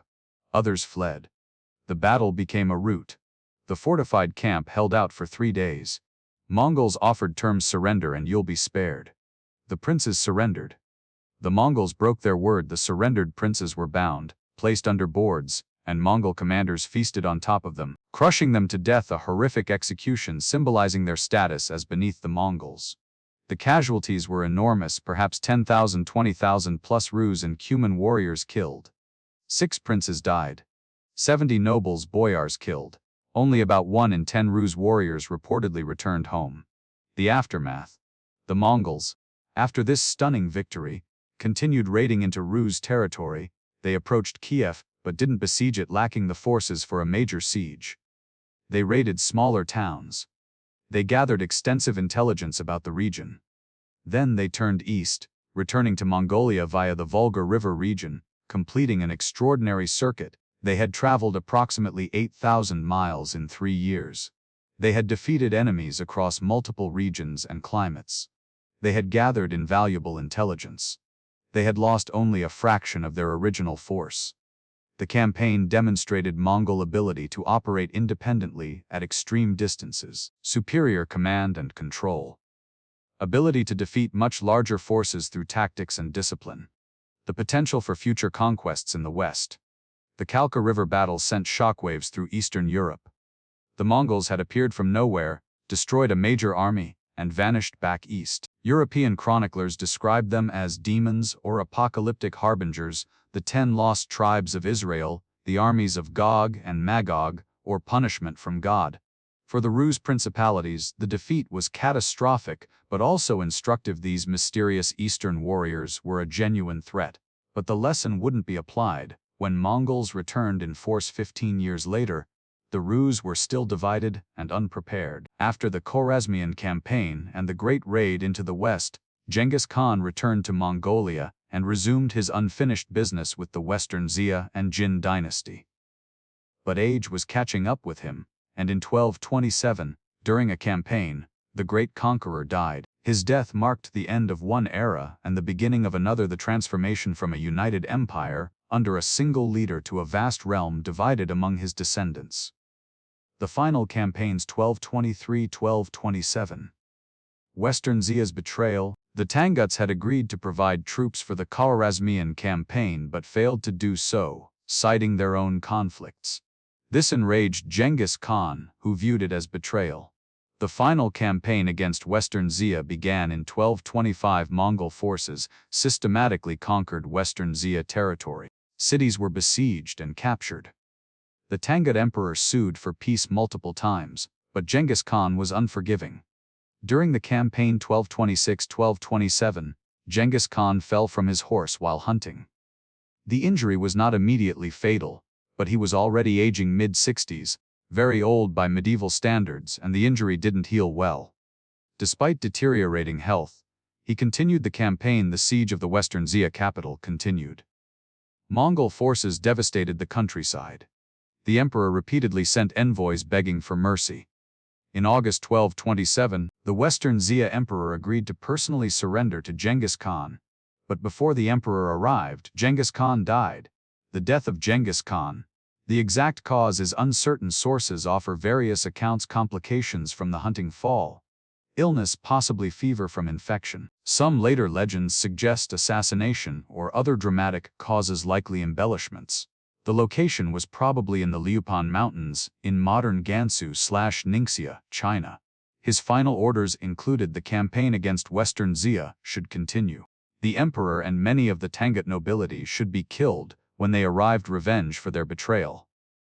His death should be kept secret until the campaign concluded, to prevent enemies from escaping and to maintain Mongol morale. These orders were followed. When the Western Xia emperor arrived to surrender, he and many of his nobles were executed. The Tangut state was destroyed so thoroughly that that the Tangut language and culture largely disappeared, though some survived in Buddhist texts and remote communities. The secret burial. Genghis Khan's burial was kept secret according to tradition. His body was returned to Mongolia. He was buried somewhere in the Khwarazmian mountain region, his birthplace. The exact location was secret. Those who prepared the burial were killed to prevent them from revealing the location. The burial site was concealed, trees planted, earth disturbed and smoothed, possibly a river diverted over it. The burial site has never been found, despite centuries of searching and modern archaeological surveys. Numerous expeditions have sought it, using everything from historical texts to satellite imagery, but the secret has held. Mongol tradition forbids disturbing the burial site. It's considered sacred ground. This religious prohibition, combined with the deliberate concealment, has preserved the secret. The succession question. Genghis Khan had designated his third son, Urjade, as his successor. His sons were Jochi c. 1182, 12 of 27, the eldest, but his paternity was questionable, conceived while Bert was in Merkit captivity. Jochi died shortly before or around the same time as Genghis Khan. His sons would inherit his territories, the western part of the empire, Russia and Eastern Europe. Chagatai c. 1183, 1242, the second son, a fierce warrior but temperamental. He received Central Asia, the former Khwarazmian Empire territories. He and Jochi had feuded, making Chagatai unsuitable as overall Khan. Urjade c. 1186, 1241, the third son, affable and diplomatic. Genghis Khan chose him as successor because he could mediate between brothers and maintain unity. He received Western Mongolia and parts of China. Talua c. 1191, 1232, the youngest, a brilliant military commander. According to Mongol tradition, the youngest son inherited the family's homeland Mongolia and adjacent regions. He served as regent until Urjade's formal election. Genghis Khan also had daughters, but Mongol succession followed the male line, though daughters and wives could be influential. Some governed territories as regents. The Kurultai of 1229, after a 2-year regency under Talui, a great assembly elected Urjade as Great Khan, confirming Genghis Khan's choice. The division of the empire. Although Urjade became Great Khan, the empire was divided into appanages, territorial grants for Genghis Khan's sons and grandsons, the Jochid Ulis, later the Golden Horde, territories west of the Irtysh River, western Siberia, Kazakhstan, and eventually Russia and Eastern Europe, inherited by Jochi's sons Batu and Orda. The Chagatai Khanate, Central Asia, the former Karakhidi and Khwarazmian territories, centered on the Ili River Valley and Transoxiana, modern Uzbekistan, Kyrgyzstan, parts of Kazakhstan and Afghanistan. The Urjade Khanate, Western Mongolia, parts of Central Asia, and eventually territories in northern China. The Talui Ulis, Mongolia proper and northern China. Talua's descendants would eventually become the Yuan dynasty in China and the Ilkhanate in Persia. This division contained the seeds of future fragmentation. While Urjade was Great Khan and theoretically supreme, each brother controlled his own territories and armies. Cooperation depended on personal relationships and shared interests, not institutional structures. Unity would last for another generation or two, then gradually dissolve into separate khanates that would eventually war with each other. Genghis Khan's legacy. At his death, Genghis Khan had created the largest contiguous land empire in history, from Korea to the Caspian Sea. From Siberia to northern China and the Persian Gulf approaches. Perhaps 30-35 million square kilometers. Approximately 100-120 million people under Mongol rule or influence. Transformed Mongol society from scattered tribes to unified nation. From traditional nomadic warfare to sophisticated military organization. From oral culture to incorporating literacy and administration. From steppe raiders to empire builders. Changed the geopolitical map, destroyed the Jin dynasty's power though not yet fully conquered. Annihilated the Khwarazmian Empire. Devastated the Rus principalities. Conquered Western Xia completely. Dominated Central Asia. Established patterns that would continue military organization and tactics. Use of terror and psychological warfare. Integration of conquered people's expertise. Religious tolerance. Genghis Khan was pragmatic about religion. He honored shamanic traditions but also employed Muslims, Christians, Buddhists, and others. Merit-based advancement. But also left problems. The succession system, lateral succession and division among sons, would create conflicts. The empire was vast, but not deeply administered in many regions. Many conquered areas were devastated and depopulated. The sheer scale made unified governance increasingly difficult. The man who had been Temujin, the orphaned son of a minor chieftain, had become Genghis Khan, creator of the largest land empire ever. His conquests had killed millions, destroyed civilizations, and transformed the political landscape of Eurasia. His legacy would continue to shape history for centuries. Here we pause once more in our exploration of the Mongol Empire. We have witnessed the early conquests against the Jin dynasty and Western Xia, learning how Mongol armies adapted to siege warfare and absorbed Chinese expertise. We have followed the devastating destruction of the Khwarazmian Empire, one of history's great demographic catastrophes. We have ridden with Jebe and Subutai on their remarkable raid through the Caucasus and into Russia, foreshadowing future invasions. And we have stood beside Genghis Khan at his death, as his vast empire passed to his sons. As you drift towards sleep, imagine the Mongol Empire in 1227, stretching from the Pacific to the Caspian, from the forests of Siberia to the northern fringes of Persia and India. Picture the tumans of Mongol cavalry stationed across this vast domain, the administrators managing conquered territories, the merchants beginning to travel trade routes made safe by Mongol power, and the conquered peoples trying to rebuild amidst the ruins. Genghis Khan is dead, but his empire lives on. His sons and grandsons will continue the conquests into Europe, deeper into China, into the Middle East, creating successor states that will dominate Eurasia for over a century. When we continue, we will explore the greatest extent of Mongol power, the Pax Mongolica that connected East and West, as never before, the administration of this vast empire, and the eventual fragmentation that would end unified Mongol rule while leaving lasting influences across the territories they once controlled. But for now, rest.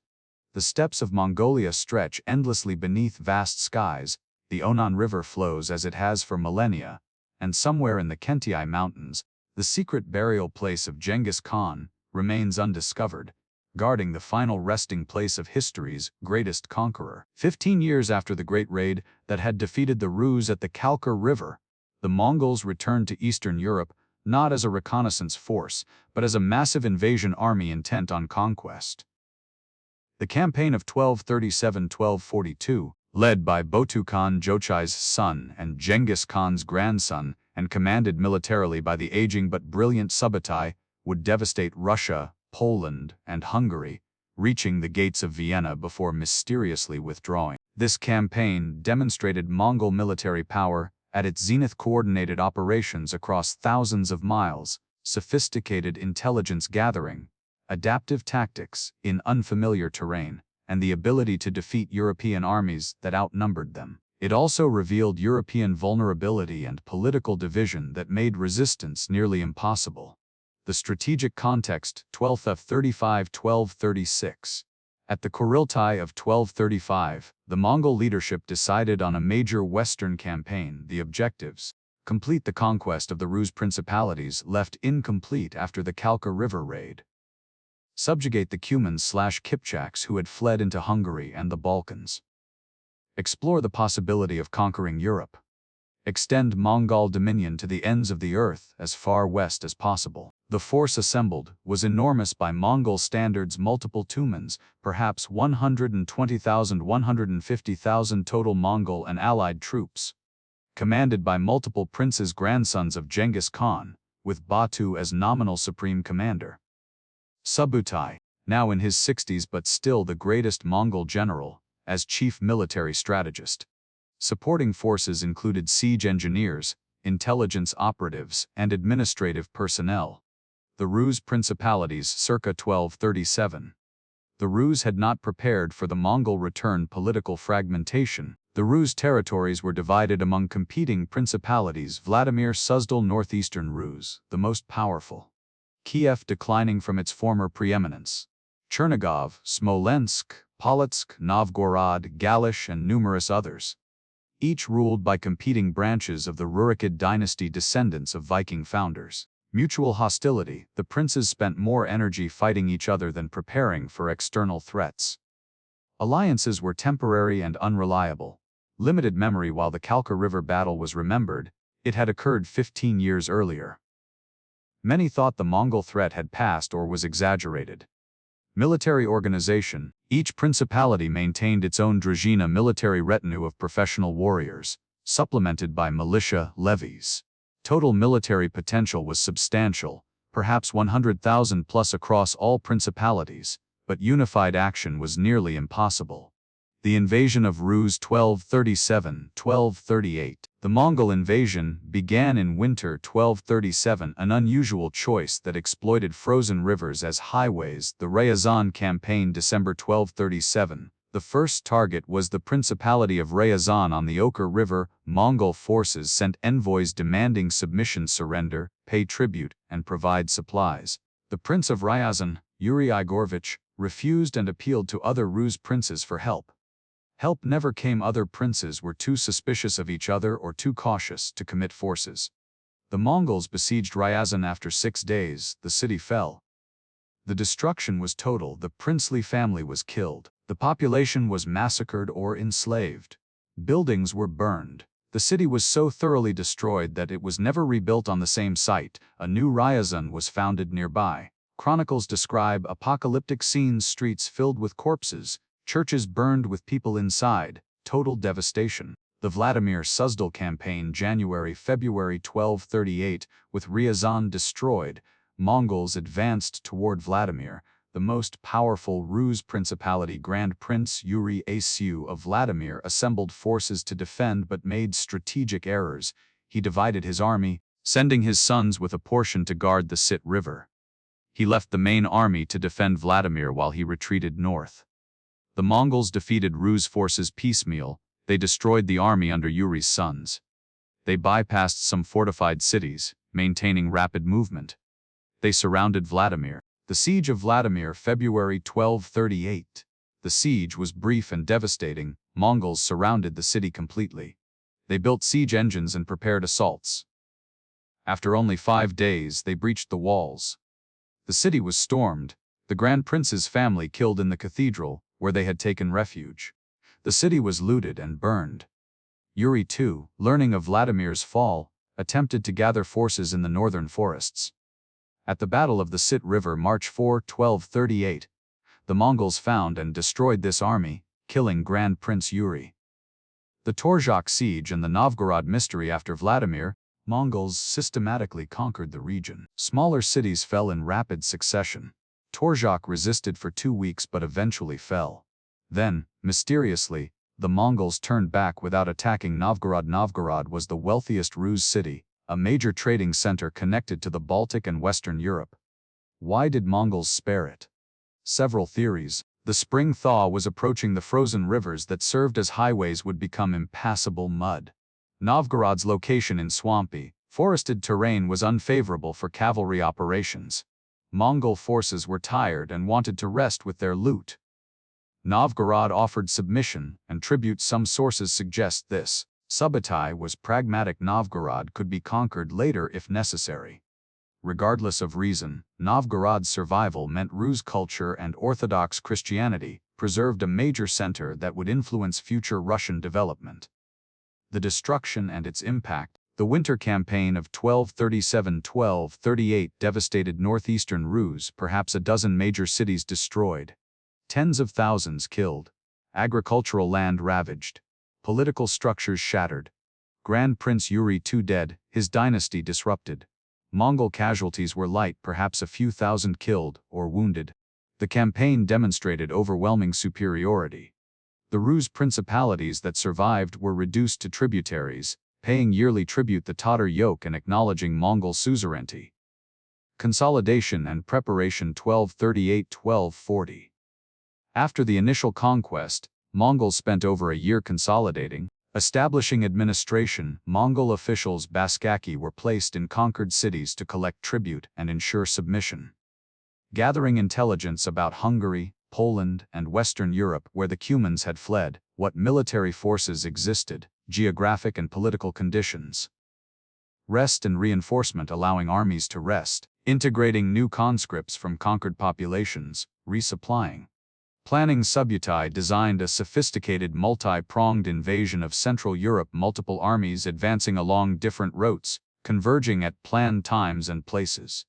The conquest of southern Rus 1239–1240. Before invading Central Europe, Mongols completed the conquest of southern Rus. Chernigov 1239 besieged and captured after fierce resistance. The city was destroyed.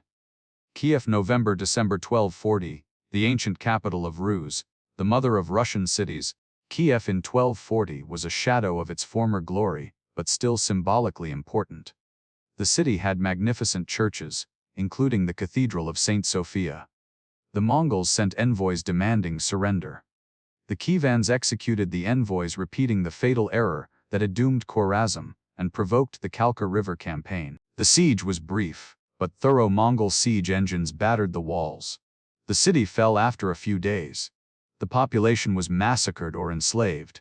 Churches and buildings were looted and burned. The destruction was so complete that when the papal legate Giovanni da Pian del Carpine passed through 6 years later, he reported seeing only about 200 houses standing and countless skulls and bones scattered everywhere. Kiev's destruction marked the end of the Kievan Rus era. Political and cultural centers would shift north. Vladimir, eventually Moscow, and West Galach, eventually part of Poland. Lithuania. The invasion of Poland and Hungary 1241. With Rus conquered, Mongol forces invaded Central Europe in a coordinated offensive. The strategic plan was sophisticated. Northern prong under Baydar and Kaidu invade Poland, defeating Polish forces and preventing them from aiding Hungary, create chaos, and prevent formation of a unified Christian response. Central prong under Batu and Subutai, the main force, invading Hungary through the Carpathian passes. Southern prong under Buchek invade through Transylvania, outflanking Hungarian defenses. This coordination, 3 armies operating hundreds of miles apart, crossing different mountain ranges, converging on Hungary, demonstrated unprecedented command and control for medieval warfare.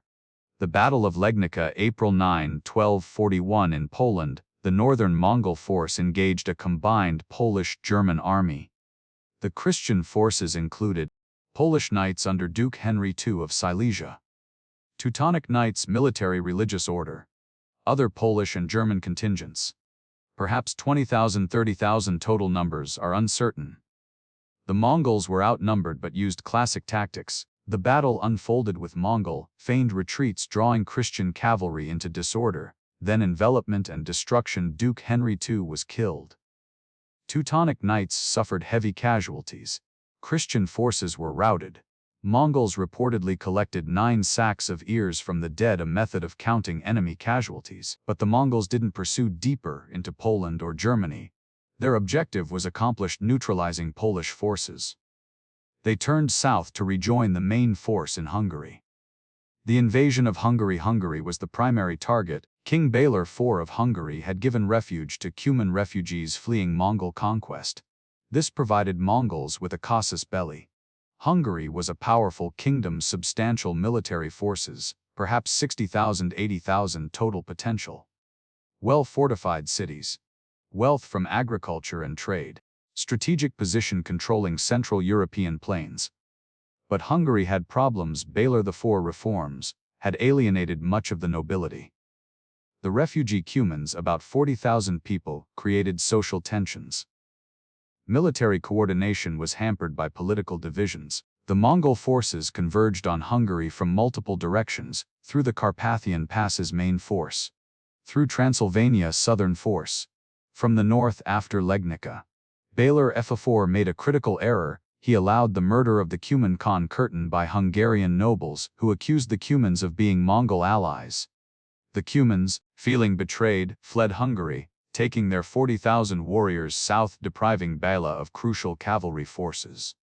The Battle of Mohai, April 11, 1241. Bela's army, perhaps 50,000–60,000, camped on the west bank of the Sojo River. Mongol forces, perhaps 30,000, 40,000 in this sector, approached from the east. Subutai's tactics were brilliant. Night approach. Mongol forces moved at night, approaching the heavily defended bridge across the Sojo.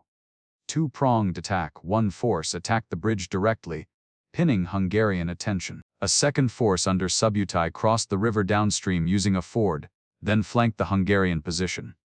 At dawn, the Hungarian camp was attacked from two directions. The pinned forces at the bridge broke through. Subutai's flanking force struck the camp from behind.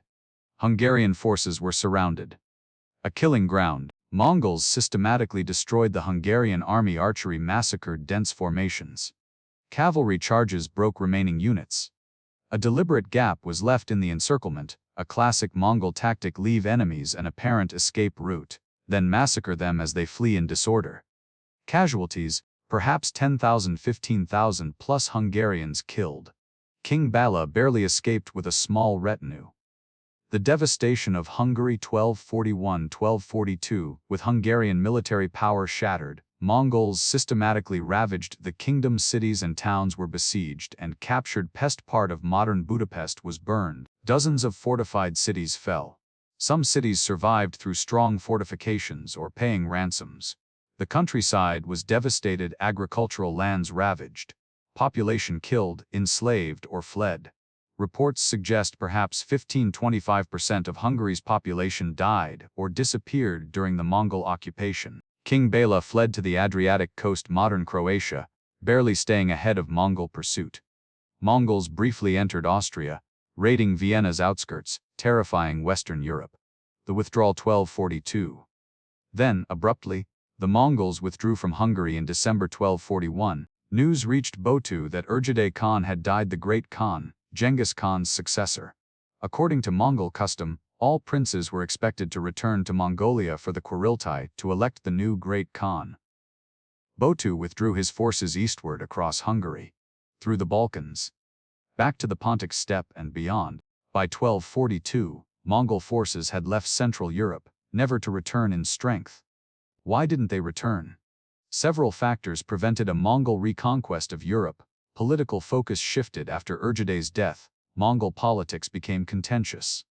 The succession was disputed, taking years to resolve. Batu focused on consolidating his power in Russia and the western steppes, the Golden Horde. European defenses improved. European rulers, terrified by the near conquest, improved fortifications, increased military readiness, and sought alliances. Another invasion would be harder. Strategic priorities changed. The conquest of China and campaigns in the Middle East became more important to Mongol leadership than further European conquest. Environmental limits. Europe's forested, wet terrain was less suitable for Mongol cavalry than the steppes or open plains. Sustained operations would be difficult. Distance. Europe was very far from Mongolia and Mongol power centers. Maintaining control would require massive resources. The result: Europe was spared further invasion. But the trauma of 1241–1242 was profound. Chronicles describe apocalyptic scenes, terror, and the sense that Judgment Day had come. The legacy of the European campaign. The Mongol invasion of Europe had lasting impacts for Russia. The Tatar yoke Mongol overlordship would last for over 200 years until the late 15th century. Rus principalities paid tribute. Mongol officials supervised Russian princes. Cultural and political development was influenced by this subjugation. Eventually, Moscow would rise to prominence, partly by serving as Mongol tax collectors. For Hungary and Poland, the devastation required decades to recover. Population losses were severe. Economic disruption lasted generations. But recovery did occur, and both kingdoms eventually rebuilt. For Western Europe, the invasion created terror but also awareness. Europeans recognized a powerful Eastern threat. Intelligence gathering about the Mongols improved. Diplomatic contacts were established. Papal envoys visited Mongol courts. Military preparations increased.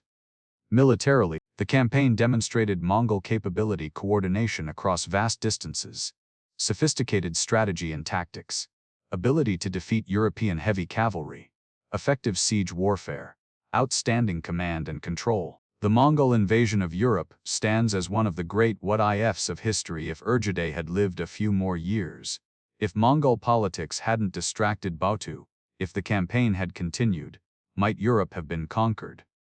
We'll never know. While Mongol armies devastated Eastern Europe and Russia, other Mongol forces were engaged in a far longer, more difficult conquest, the subjugation of Song Dynasty China.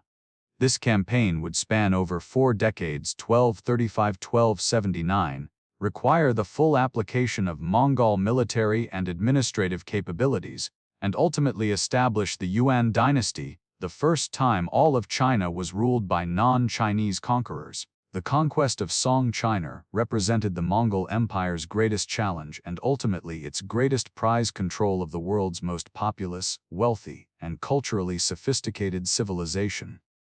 The strategic situation. 1230s. After Genghis Khan's death, the Mongols had already conquered the Jin dynasty, completed 1234 under Jebe in northern China.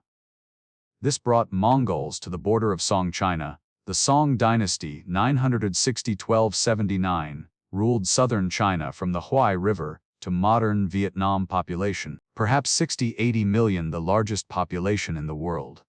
Wealth, the richest economy in the medieval world. Advanced agriculture, extensive trade, sophisticated manufacturing.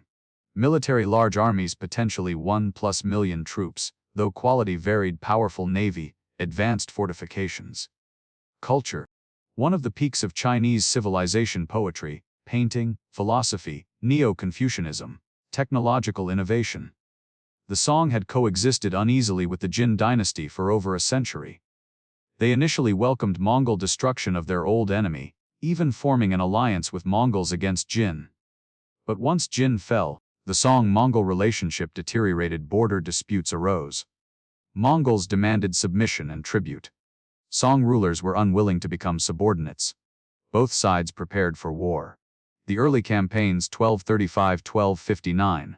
The conquest began under Jebe Khan and continued under his successors. The initial strategy targeted Sichuan province in southwestern China. Sichuan was wealthy, mountainous, and strategically important. Controlling it would allow Mongols to attack Song from multiple directions. The Sichuan campaign, 1235–1254, was brutal and prolonged. The terrain favored defenders, mountains, rivers, heavily fortified cities. Mongol cavalry superiority was reduced in such conditions. Song resistance was fierce. Cities like Chongqing resisted for years, withstanding multiple sieges. Mongol tactics evolved: extensive use of Chinese siege engineers and techniques, building fleets to navigate rivers and attack from water. Systematic reduction of fortifications. Massive conscription of local populations for labor. By the 1250s, Sichuan was largely conquered, though resistance continued in isolated fortresses for years. The death of Murng Khan, 1259. Murng Khan, Genghis Khan's grandson, elected Great Khan in 1251, personally led a campaign into Sichuan. At the siege of Diaoyu Castle in Chongqing, the Mongol army faced fierce resistance. Murng died during the siege, possibly from dysentery, possibly from wounds. Sources differ. His death triggered a succession crisis. His brothers Kublai and Erik Berke both claimed the title of Great Khan. Civil war erupted between them. 1260–1264. The unity of the Mongol Empire fractured. Kublai Khan's ascension and strategy.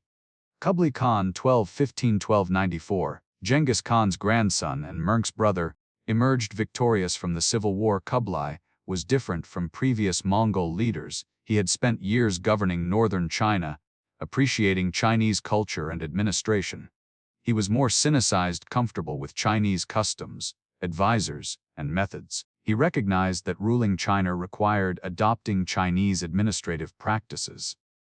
But he maintained Mongol military power and identity. His strategy for conquering Song combined military and political elements, military multi-front campaigns attacking from the north, west via Sichuan, and eventually by sea, building a Mongol navy using Chinese shipbuilders and sailors. Systematic siege warfare, cutting Song's trade routes and supply lines. Political, offering generous terms to cities that surrendered. Recruiting Song defectors. Many Chinese served Mongol armies. Presenting himself as a legitimate Chinese emperor, not just a foreign conqueror. establishing a Chinese-style capital at Dadu, modern Beijing. The Sungyan-Fantan Campaign 1268-1273, the siege of Xiangyang and Fancheng, twin cities on the Han River in Hubei, was crucial strategic importance. These cities controlled north-south river communications and were Song's northern defensive anchor. The siege lasted over 5 years. Mongol forces completely surrounded the cities. They built a fleet to blockade the river. They used massive siege engines including Muslim-designed counterweight trebuchets capable of throwing 150-pound stones. They patiently starved the defenders. Song attempted several relief expeditions, but couldn't break through Mongol lines. Eventually, 1273, the cities surrendered. This opened the way for Mongol advance into the Song heartland. The final campaigns 1274-1279 with Xiangyang fallen, Mongol forces advanced rapidly. 1274-1276 systematic conquest of the Yangtze River Valley. Mongol armies, including large numbers of Chinese troops and a growing navy, overwhelmed Song resistance. City after city fell or surrendered. The Song government evacuated the capital Hangzhou and fled south. The siege of Hangzhou 1276. Hangzhou, the Song capital, was one of the world's great cities, possibly over 1 million inhabitants. Incredibly wealthy, culturally sophisticated. The Empress Dowager, ruling for the child emperor, chose to surrender rather than see the city destroyed. Kublai Khan treated the conquered capital relatively gently. The city was not sacked. The imperial family was taken to Dadu, Beijing, as honored captives. Administration was transferred smoothly to Mongol officials. Kublai wanted to preserve Song China's wealth and culture, not destroy it.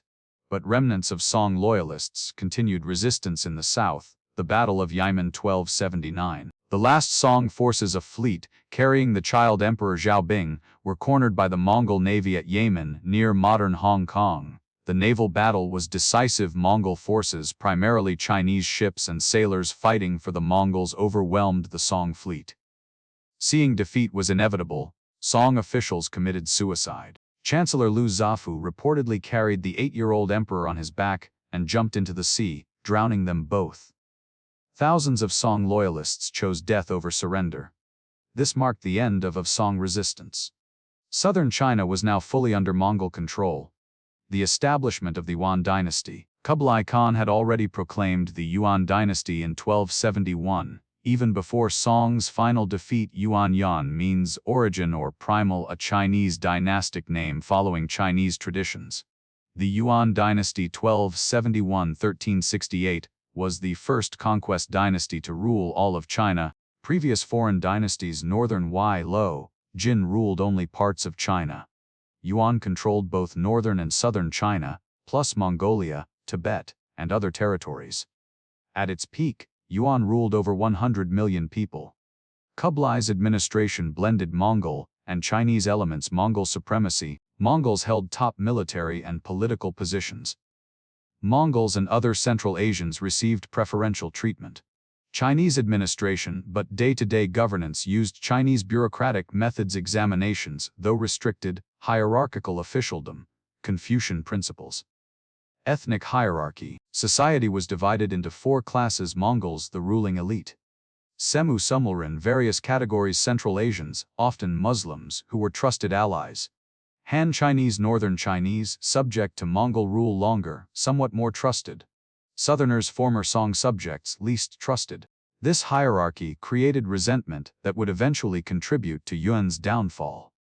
Cultural policies. Religious tolerance. Kublai patronized Buddhism, protected Taoism, allowed Christianity, Nestorian and Catholic, and permitted Islam, showing typical Mongol pragmatism about religion. Patronage of the arts. Yuan supported Chinese arts, drama, and literature. Ironically, some traditional Chinese opera forms flourished under Yuan because Mongol rulers enjoyed them. Infrastructure. Yuan built or rebuilt the Grand Canal connecting North and South China, improved roads, established the Yam postal system across China, but also restrictions. Chinese forbidden from certain weapons. Restrictions on Chinese political power. Surveillance of potentially rebellious elements. Economic policies. Trade expansion. Yuan encouraged trade, integrated Chinese economy with Central Asian and Middle Eastern trade. Marco Polo's travels 1271–1295 occurred during this period. Foreign merchants including Muslims, Jews, Christians welcomed in Chinese cities. Paper money. Yuan extensively used paper currency. China had invented it earlier, but Yuan expanded its use. Eventually this led to inflation and economic problems when too much was printed. Taxation. Heavy taxation to support Mongol military, administration, and imperial court. This created economic strain. Military campaigns from China. Kublai launched several campaigns from his Chinese base. Invasions of Japan 1274 and 1281. Attempted Mongol conquests of Japan 1274. A fleet of perhaps 20,000 and 30,000 troops invaded Kyushu but was destroyed by a typhoon, the divine wind, or kamikaze. 1281. A massive fleet, reportedly 100,000 plus troops, invaded. After initial successes, another typhoon destroyed much of the fleet. The failures were costly and demonstrated limits to Mongol power. They couldn't control the weather, and naval operations were not their strength. Invasions of Southeast Asia. Campaigns against Vietnam successful initially but couldn't maintain control.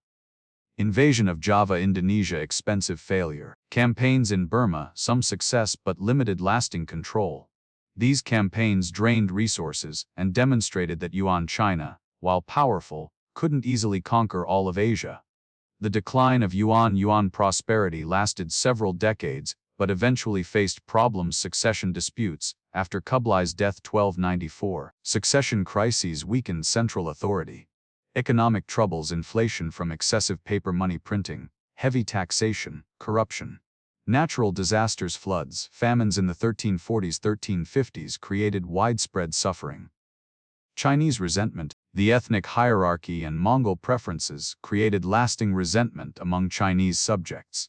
Rebellions. Various uprisings in the 1340s–1360s, including the Red Turban Rebellion, millenarian Buddhist movement. Other regional rebellions exploiting Yuan weakness. Eventually, a rebel leader named Zhu Yuanzhang, a former Buddhist monk and peasant, unified opposition, captured Dadu Beijing in 1368, and established the Ming Dynasty. The Mongols retreated to Mongolia, the northern Yuan, continuing to exist but no longer ruling China.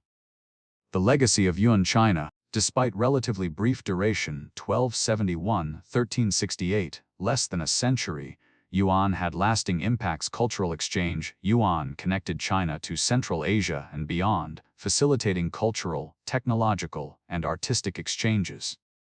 Economic integration. Chinese economy was integrated into broader Eurasian trade networks. Literary development. Certain Chinese literary forms, especially drama, flourished under Yuan.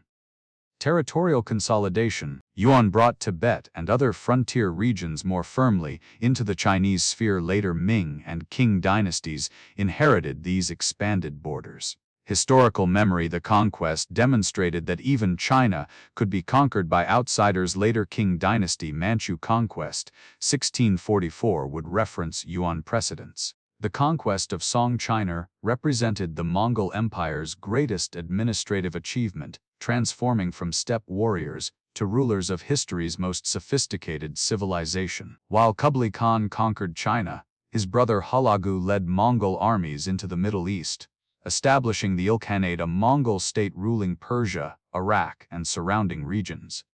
This campaign included one of history's most traumatic events, the destruction of Baghdad, ending the Abbasid Caliphate and marking a turning point in Islamic history.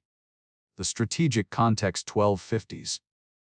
By the 1250s, Mongol power dominated much of Eurasia, but the Middle East remained largely unconquered. The region included Persia, partially controlled after the Khwarazmian conquest, but not fully integrated. Iraq and the Abbasid Caliphate centered in Baghdad, nominal leader of the Sunni Islamic world. Syria controlled by various Muslim dynasties. Anatolia, the Seljuk Sultanate of Rum, weakened, but still independent. The Assassins, the Nizari Ismaili state, famous for political murders, controlled mountain fortresses in Persia. Merk Khan, Great Khan, 1251–1259, decided on a major western campaign to conquer these remaining independent regions. To eliminate threats, particularly the Assassins, to extend Mongol dominion to Egypt and potentially beyond. Hulagu Khan 1217–1265, Mernk's brother and Kublai's brother, was appointed to lead this campaign. The campaign against the assassins 1256. Hulagu's first target was the Nizari Ismaili state, commonly called the assassins in Western sources. The Nizari Ismailis were a Shia Muslim sect that had established a state in northern Persia. They controlled numerous mountain fortresses. They were famous/infamous for political assassinations. Their leader, the Old Man of the Mountain, commanded fanatical loyalty. They were seen as heretical and dangerous by both Sunni and other Shia Muslims. Hulagu's forces surrounded the Nizari fortresses systematically. The siege of Alamut, the main Nizari fortress. Mongol forces surrounded the mountain stronghold. They brought siege equipment up mountain paths. The Nizari leader Rukn ad-Din Kursha surrendered, hoping for mercy. But Mongol mercy was limited. Rukn ad-Din was taken to the Mongol court, then executed. The Nizari fortresses were systematically destroyed. The libraries containing Nizari religious and philosophical texts were burned. The assassin state was annihilated. The campaign eliminated a centuries-old political force and demonstrated Mongol capability in mountain warfare. The March on Baghdad 1257–1258. With the assassins destroyed, Hulagu turned toward Baghdad. Baghdad in 1258 was one of the world's great cities. Founded in 762 CE, it had been the Abbasid capital for 500 years. Home to perhaps 500,000 1 million people, estimates vary. A center of Islamic learning, science, arts and culture. Home to the House of Wisdom Beit al-Hikmah and vast libraries. The Caliph, though politically weak, was the symbolic leader of Sunni Islam. The Caliph at this time was al-Mustasim, reigned 1242–1258, the 37th Abbasid Caliph. Al-Mustasim made several fatal errors. He was indecisive when Mongols approached. He didn't adequately prepare Baghdad's defenses or mobilize full forces.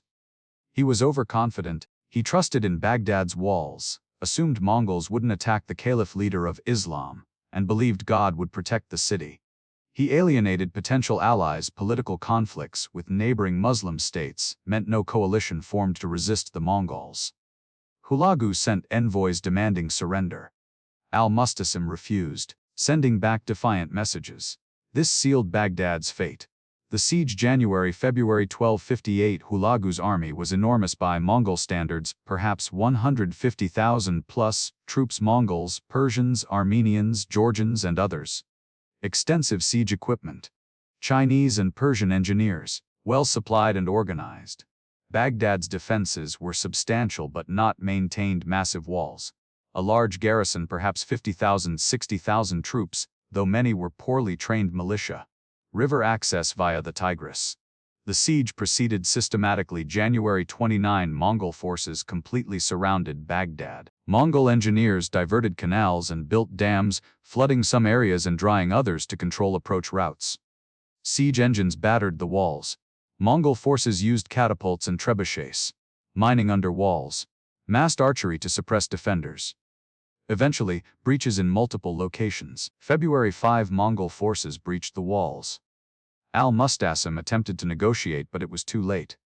February 10. The Caliph surrendered personally to Hulagu. The sack of Baghdad. What followed was one of history's great catastrophes. The massacre lasted for days. Estimates of deaths range from 90,000 to over 1 million. The higher numbers are certainly exaggerated, but even conservative estimates suggest 200,000–500,000 killed.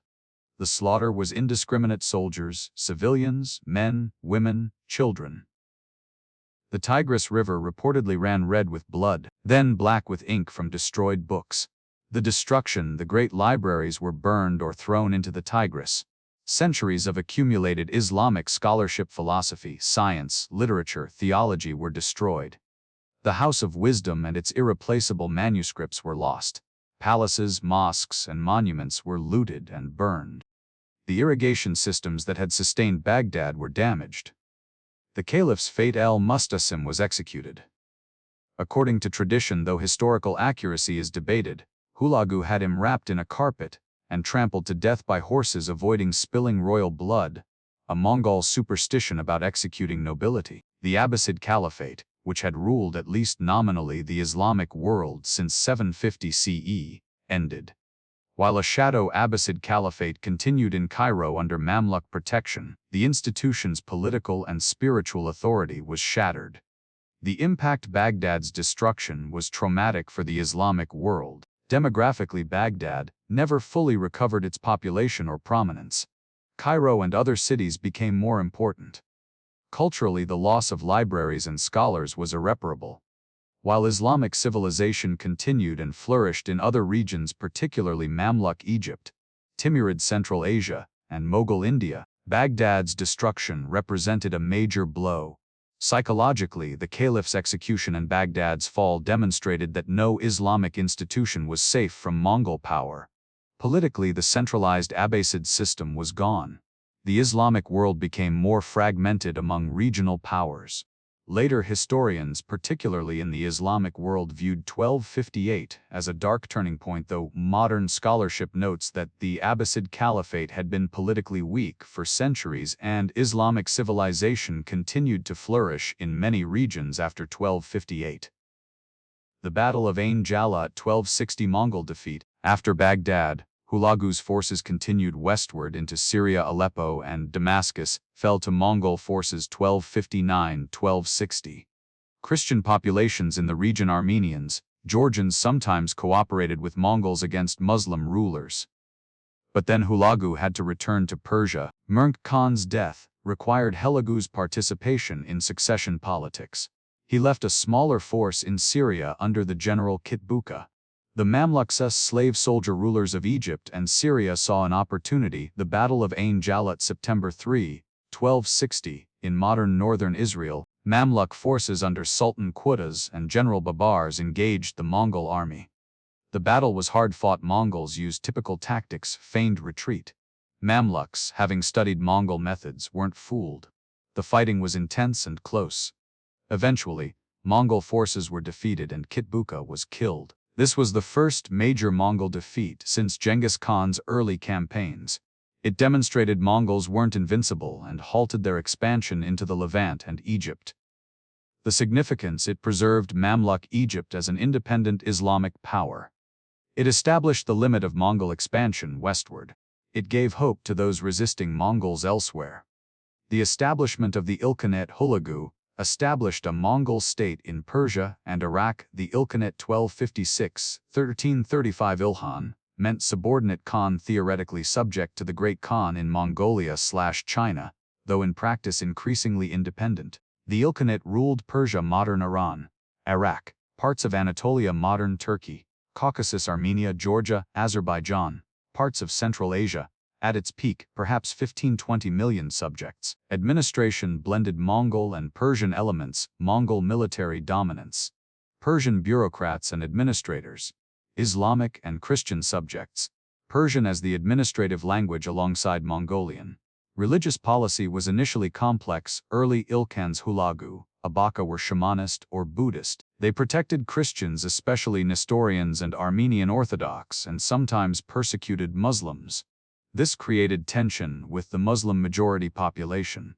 Ghazan Khan's conversion, 1295. Ghazan Khan reigned 1295-1304.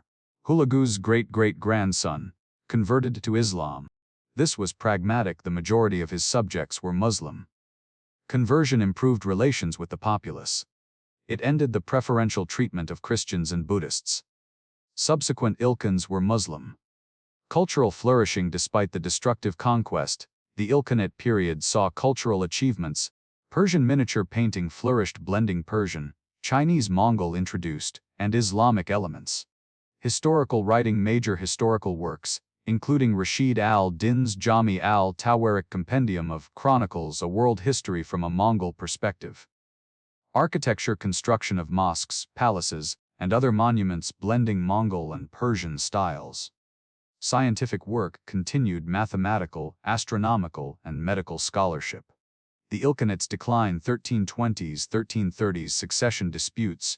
After the death of Abu Said 1335, the Ilkhanate fragmented. Various claimants fought for control. Regional powers emerged: local dynasties, Jaliyarids, Muzaffarids. Others took control of different regions.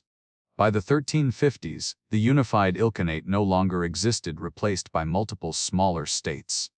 Tamerlane Timur, 1336–1405, would later conquer much of the former Ilkhanate territory, claiming to restore Mongol glory, though he was Turkic, not Mongol. The Ilkhanate's legacy cultural synthesis, the blending of Mongol, Persian, Islamic, and Chinese elements, created unique art and culture. Historical connections. The Ilkhanate connected the Middle East to the broader Mongol world, facilitating exchange. Political transformation. The Mongol conquest changed Middle Eastern political structures, ending the Abbasid Caliphate and contributing to regional fragmentation. Economic impacts. Trade routes connecting China, Central Asia, and the Middle East flourished under Mongol protection, the Pax Mongolica. The trauma of the conquest, particularly Baghdad's destruction, left lasting psychological scars in Islamic historical memory, though the long-term impacts are debated by historians. At its peak in the late 13th and early 14th centuries, the Mongol Empire created unprecedented conditions for transcontinental trade, cultural exchange, and communication. This period, known as the Pax Mongolica Mongol Peace, saw merchants, missionaries, and travelers crossing Eurasia with relative safety, exchanging goods, ideas, and technologies in ways that would reshape the world. Understanding the Pax Mongolica requires looking beyond the conquests to see how Mongol rule, despite its violent origins, facilitated global connection. The infrastructure of connection. Mongol rule created conditions favoring long-distance travel and trade. Political unity. A single political authority or related authorities controlled territory from Korea to Eastern Europe. Travelers didn't cross dozens of hostile borders but moved within or between connected Mongol realms. The Yam system, the postal relay network established across the empire, stations every 25–30 miles with fresh horses. Messengers with proper credentials could cover 200+ miles per day. The system also served official travelers and merchants with permits. It connected China to Persia, Russia to Central Asia. Security. Mongol authorities suppressed banditry along major routes. Merchants could travel with reasonable expectation of safety. Legal protections. Mongol law protected merchants, envoys, and travelers. Killing or robbing protected travelers was severely punished. Standardization. Common Mongol currencies and trade regulations facilitated commerce across the empire. Religious tolerance. Mongols generally didn't restrict travel based on religion. Christians, Muslims, Buddhists, and others could move freely. The Silk Road revived. The ancient Silk Road trade routes, which had declined during periods of fragmentation and conflict, flourished under Mongol rule. Routes connected eastern terminus Chinese cities Beijing, Hangzhou, Quanzhou. Central hubs Samarkand, Bukhara, Karakoram. Mongol capital. Western destinations Tabriz, Baghdad before destruction, Mediterranean ports. Northern routes, through Russia to Europe. Goods traded from China westward. Silk, the most famous, hence Silk Road. Porcelain and ceramics. Tea, gunpowder, and fireworks. Paper and printing technology. Spices and medicines. From the West and Central Asia eastward, horses and other animals. Precious metals, gold, silver. Glassware, Islamic and European. Carpets and textiles. Gemstones. Exotic foods. Merchants included Muslim traders who had long dominated Central Asian trade. Italian merchants, Venetians, Genoese. Armenian and Jewish merchants. Chinese merchants venturing west. Mongol merchants. The merchant communities in major cities became cosmopolitan, multilingual, multi-religious populations facilitating trade. Marco Polo and other travelers. The most famous traveler of this era was Marco Polo. 1254–1324. Marco Polo's journey, 1271–1295, left Venice with his father and uncle, who had previously visited the Mongol court. Traveled across Central Asia to China. Spent 17 years in service to Kublai Khan. Returned via sea routes through Southeast Asia, India, and Persia. Wrote the Travels of Marco Polo or Il Malayani, describing his experiences. His account provided Europeans with detailed information about China's wealth, size, and sophistication. Mongol court life and governance. Central Asian cities and peoples. Trade goods and routes. Geography of Asia. Debates about accuracy. Some scholars question whether Marco Polo visited all the places he claimed, or whether his account contains exaggerations and second-hand information. But the book profoundly influenced European understanding of Asia. Other notable travelers: Giovanni da Pian del Carpine 1182–1252, Franciscan friar, sent by Pope Innocent IV to the Mongol court, 1245–1247. His report provided early European intelligence about the Mongols. William of Rubruck-Soissy, 12–2012–93, another Franciscan sent by King Louis IX of France, visited Karakorum 1253–1255. His account describes Mongol religious practices and court life. Ibn Battuta 1304–1369, Moroccan Muslim traveler who visited the Mongol realms in the 14th century, describing Ilkhanate Persia, Golden Horde Russia, and the Delhi Sultanate which faced Mongol invasions. Rabban Bar Sama c. 12–2012–94, a Nestorian Christian monk from Beijing who traveled to Persia, then to Europe as an Ilkhanate envoy 1287–1288, visiting Rome, Paris, and other cities. These travelers demonstrated the connections people could cross Eurasia in months, not years, and return safely with goods and information. Cultural and technological exchange. The Pax Mongolica facilitated exchange of ideas and technologies. From east to west, printing technology, knowledge of Chinese woodblock printing, and later movable type reached the west, influencing the later development of European printing. Gunpowder weapons. Chinese gunpowder technology spread westward. By the 14th century, cannons and firearms were appearing in the Middle East and Europe. Paper and papermaking. While paper had reached the West earlier, Mongol period saw increased exchange of paper-making techniques and cheap paper production. Compass. Chinese magnetic compass technology spread, improving navigation. Agricultural crops. Some crops and agricultural techniques spread via these networks. Mathematics. Exchange of mathematical knowledge. Arabic numerals were known in Europe before, but increased contact facilitated mathematical exchange. From west to east to astronomical instruments. Islamic astronomical tools and knowledge reached China. Medical knowledge. Exchange of medical texts and techniques. Artistic influences. Persian and Islamic artistic elements influenced Chinese art visible in Yuan Dynasty painting and ceramics. Religious ideas. Islam, Christianity, various branches, and other religions spread along the routes. The exchange wasn't one-directional but flowed multiple ways as peoples met and interacted. The spread of disease. The same networks that spread goods and ideas also spread disease with catastrophic results. The Black Death. Bubonic plague origins. The plague bacterium Yersinia pestis was endemic to Central Asian rodent populations, particularly marmots. Spread. Mongol military campaigns and trade routes brought the plague to new regions. Mongol siege of Kaffa, a Genos trading port on the Black Sea, 1347, possibly spread plague when Mongols catapulted plague-infected corpses into the city, though the disease likely spread through rats and fleas regardless. Merchants fleeing Kaffa brought plague to Mediterranean ports. From there it spread across Europe 1347–1353. Impact. Perhaps 30–60% of European population died. The Middle East, Central Asia and parts of China also suffered massive mortality. The irony, the very connectivity that brought prosperity also brought catastrophe. The Mongol trade networks, which had enriched the world, became vectors for one of history's greatest pandemics. Diplomatic exchanges. The Mongol Empire facilitated unprecedented diplomatic contacts. Mongol-European contacts. Papal envoys to Mongol courts seeking alliances against Muslims. European monarchs sending ambassadors. Mongol Ilkhans sending envoys to Europe seeking alliance against Mamluks. Letters exchanged between Mongol Khans and European rulers. These rarely resulted in lasting alliances. Religious and cultural differences were too great, but they demonstrated global diplomatic networks. Mongol-Islamic contacts, complex relationships, sometimes cooperative trade partners, sometimes enemies. Ilkhanate Mamluk conflicts but also trade. Golden Horde's conversion to Islam and alliance with Mamluks.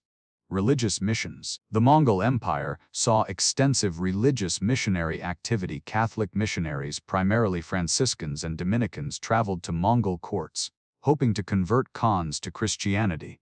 They had limited success in conversion but gathered valuable intelligence. Nestorian Christianity was already present in Central Asia and China before the Mongols. Some Mongols, including some of Genghis Khan's family, were Nestorian Christians. The faith had some influence at Mongol courts.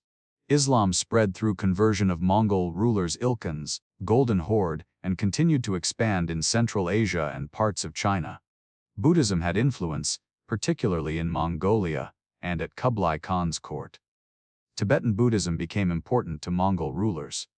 The Mongol tolerance for multiple religions meant that all these faiths coexisted and competed for influence and converts. The decline of the Pax Mongolica. By the mid-14th century, the conditions sustaining the Pax Mongolica were eroding political fragmentation. The Mongol Empire fractured into separate khanates that increasingly fought each other rather than cooperating. The Black Death, the plague, disrupted trade, killed merchants and travelers, and created fear of long-distance contact. Instability, internal conflicts, succession disputes, and invasions like Tamerlane's campaigns disrupted trade routes. The rise of maritime trade, European development of oceanic trade routes eventually reaching Asia via sea, reduced reliance on overland Silk Road routes. By 1400, the Pax Mongolica had largely ended. The era of safe, frequent transcontinental travel wouldn't return until modern times. The legacy, despite its relatively brief duration, roughly 1250–1350, the Pax Mongolica had lasting impacts. Knowledge exchange, technologies, ideas, and cultural elements spread across Eurasia, influencing developments from Chinese astronomy to European art. Geographic knowledge, European understanding of Asian geography, gained from travelers like Marco Polo, influenced later age of exploration. Columbus carried a copy of Marco Polo's book. Economic integration, the experience of integrated Eurasian trade, created appetites for Asian goods that would drive European exploration, seeking sea routes to Asia. Cultural memory, the Mongol period remained in historical memory across Eurasia, sometimes as catastrophe in the Middle East and Russia, sometimes as exotic connection in Europe, sometimes as foreign occupation in China. The Pax Mongolica demonstrated that global connection was possible, that goods, people, and ideas could flow across continents.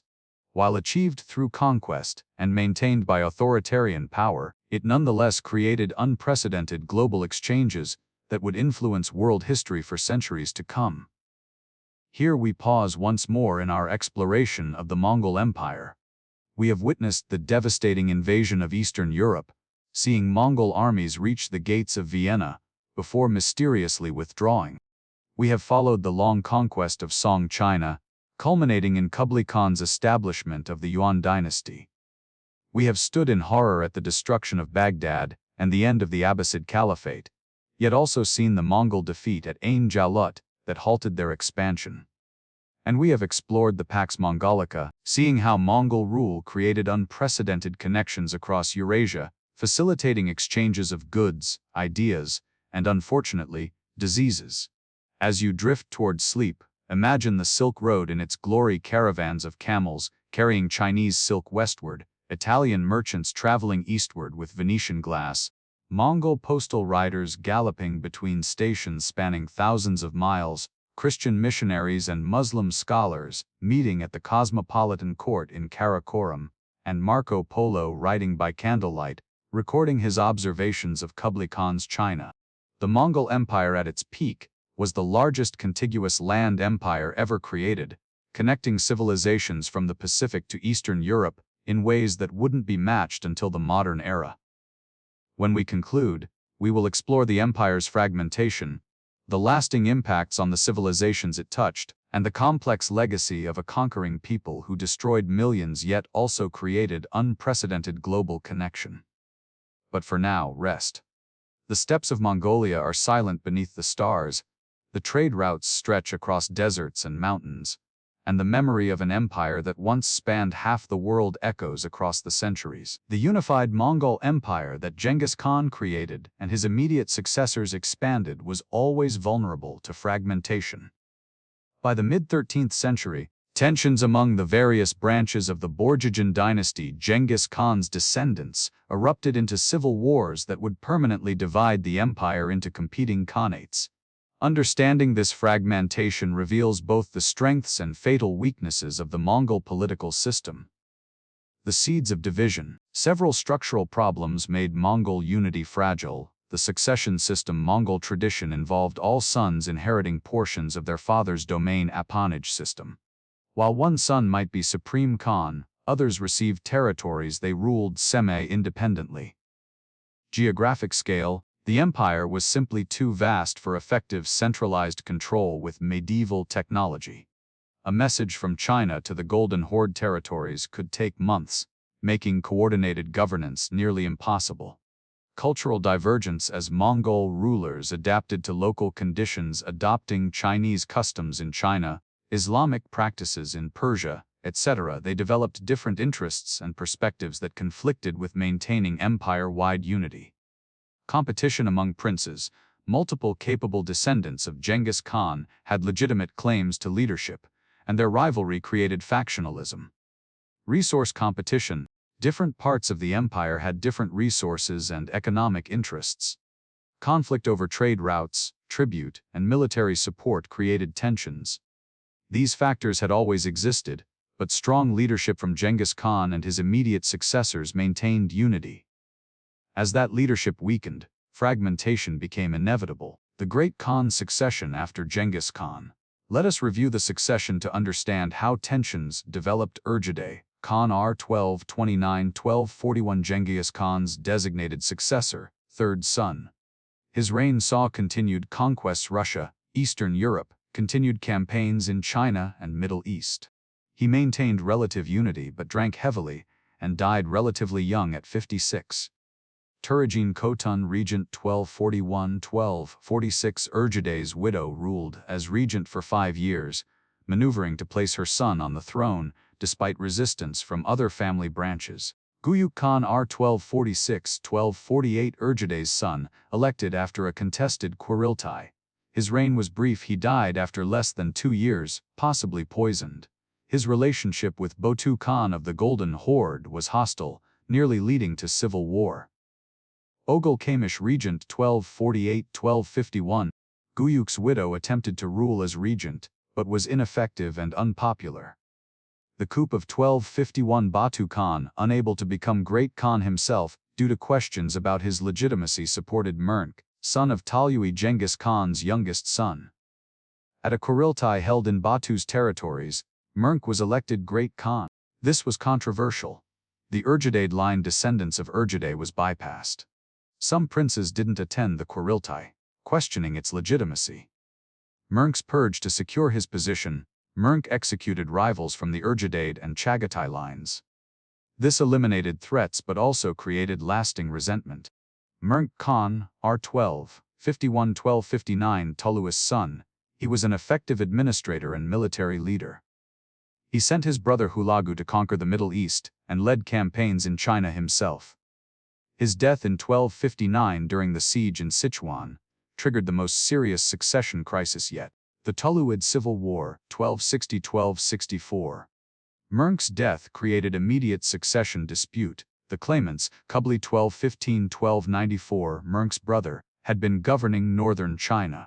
He was pragmatic, Sinicized, comfortable with Chinese culture, supported by Chinese advisors and Chinese resources. Arik Burke 1912–66, Mernck's youngest brother, controlled Mongolia itself and represented traditional Mongol values. He opposed excessive accommodation to settled civilizations and wanted to preserve steppe culture. The conflict wasn't just personal but ideological, representing different visions of the empire's future. Kublai's vision, adaptation to local conditions, Chinese-style administration, ruling vast sedentary populations. Arik Burke's vision, maintaining Mongol traditions, nomadic identity, primacy of the steppe homeland. The war lasted 4 years, 1260–1264. Initial advantage went to Arik Burke. He controlled Karakorum, the traditional Mongol capital. He was elected Great Khan at a Kurultai in Mongolia. He had support from traditionalist Mongols, but Kublai had critical advantages: control of China's wealth, vast resources for paying soldiers and buying support, larger army-based Chinese troops supplementing Mongols, control of grain supplies that Karakorum depended on. The decisive factor: Kublai cut off grain supplies to Mongolia. Karakorum, located in the steppe without significant agriculture nearby, depended on imported grain. Starvation forced Erik Berke to surrender in 1264. Kublai was merciful to his brother, who died 2 years later, possibly from illness, but the civil war had lasting consequences. The Chagatai Khanate had supported Erik Berke and now resented Kublai's victory. The Ilkhanate under Hulagu supported Kublai. The Golden Horde under Berke, who succeeded Batu, opposed both Kublai and Hulagu for complex reasons. The unified empire was now clearly divided. Kublai was Great Khan, but in practice, each Khanate operated independently. The Berke-Hulagu War 1262–1266. Even as the Toluid civil war raged, another conflict erupted. Berke Khan, ruler of the Golden Horde, R 1257 and 1266, converted to Islam and came into conflict with Hulagu, ruler of the Ilkhanate. The causes: religious: Berke was Muslim, horrified by Hulagu's destruction of Baghdad and killing of the caliph. Political disputes over territory in the Caucasus, both claimed Azerbaijan and surrounding regions. Economic: control of trade routes. Personal: Berke resented the Toluid line's dominance. He was from Joch's line. The war involved fighting in the Caucasus region. Both sides recruiting allies. Berke allied with the Mamluks of Egypt against Hulagu. Mutual raiding and border conflicts, neither side achieving decisive victory. The significance: two major Mongol Khanates were fighting each other rather than expanding the empire. This demonstrated that Mongol unity was finished. The conflict continued sporadically for decades after both Berke and Hulagu's deaths, becoming a persistent feature of Mongol politics. Kublai vs Kaidu: the Eastern Civil War 1268–1301. The longest Mongol civil war pitted Kublai Khan against Kaidu, a descendant of Urjade. Kaidu c. 1230–1301 ruled territories in Central Asia, parts of the former Urjade and Chagatai Khanates, and refused to recognize Kublai's authority. He represented the Urjade line's claim to primacy. His grandfather Urjade had been Great Khan. He rejected Kublai's Sinicization and adaptation to Chinese ways. He wanted to restore traditional Mongol values and nomadic lifestyle. He controlled crucial Central Asian territories, including important trade routes. The conflict lasted over 30 years. Sporadic warfare along the borders. Neither side could achieve decisive victory. Kublai's forces were larger but stretched across China and other campaigns. Kaidu was outnumbered but operated in familiar Central Asian terrain. Kaidu's legacy: he maintained independence throughout his life, dying in 1301 after a lifetime of resistance. His descendants continued the struggle briefly, but Kublai's successor eventually brought the region under Yuan control. The permanent division by Kaidu's death: the Mongol Empire had clearly become 4 separate khanates that occasionally cooperated but were fundamentally independent and sometimes hostile. The 4 khanates. By the early 14th century, the Mongol Empire existed as 4 distinct entities: the Yuan Dynasty 1271–1368, ruled by Kublai Khan's line Toluid descendants. Territory: China, Mongolia, Tibet, parts of Southeast Asia. Most populous and wealthy Khanate, increasingly Chinese in administration and culture. Eventually overthrown by the Ming Dynasty. The Ilkhanate 1256–3035, founded by Hulagu, ruled by his descendants. Territory: Persia, Iraq, parts of Anatolia, Caucasus. Initially shamanist/Buddhist, later Islamic after Ghazan's conversion, 1295. Sophisticated Persian-Mongol administration. Fragmented after 1335 into various successor states. The Chagatai Khanate 12 of the 27 of 1347, then various successor states founded by Chagatai, Genghis Khan's second son. Territory: Central Asia, Transoxiana, parts of modern Kazakhstan, Kyrgyzstan, Xinjiang. Most traditional nomadic lifestyle. Internal division between Eastern more nomadic and Western more settled regions. eventually fragmented, though successors claimed legitimacy into the 16th century. The Golden Horde 1242–1502 founded by Botu, Josh's son. Territory Russia, Ukraine, Kazakhstan, parts of Siberia. Ruled Russian principalities as tributaries. Converted to Islam under Berke and later Khans. Exercised suzerainty over Russia the Tatar yoke until the late 15th century. Eventually fragmented into smaller Khanates Kazan, Crimea, Astrakhan, Sibir.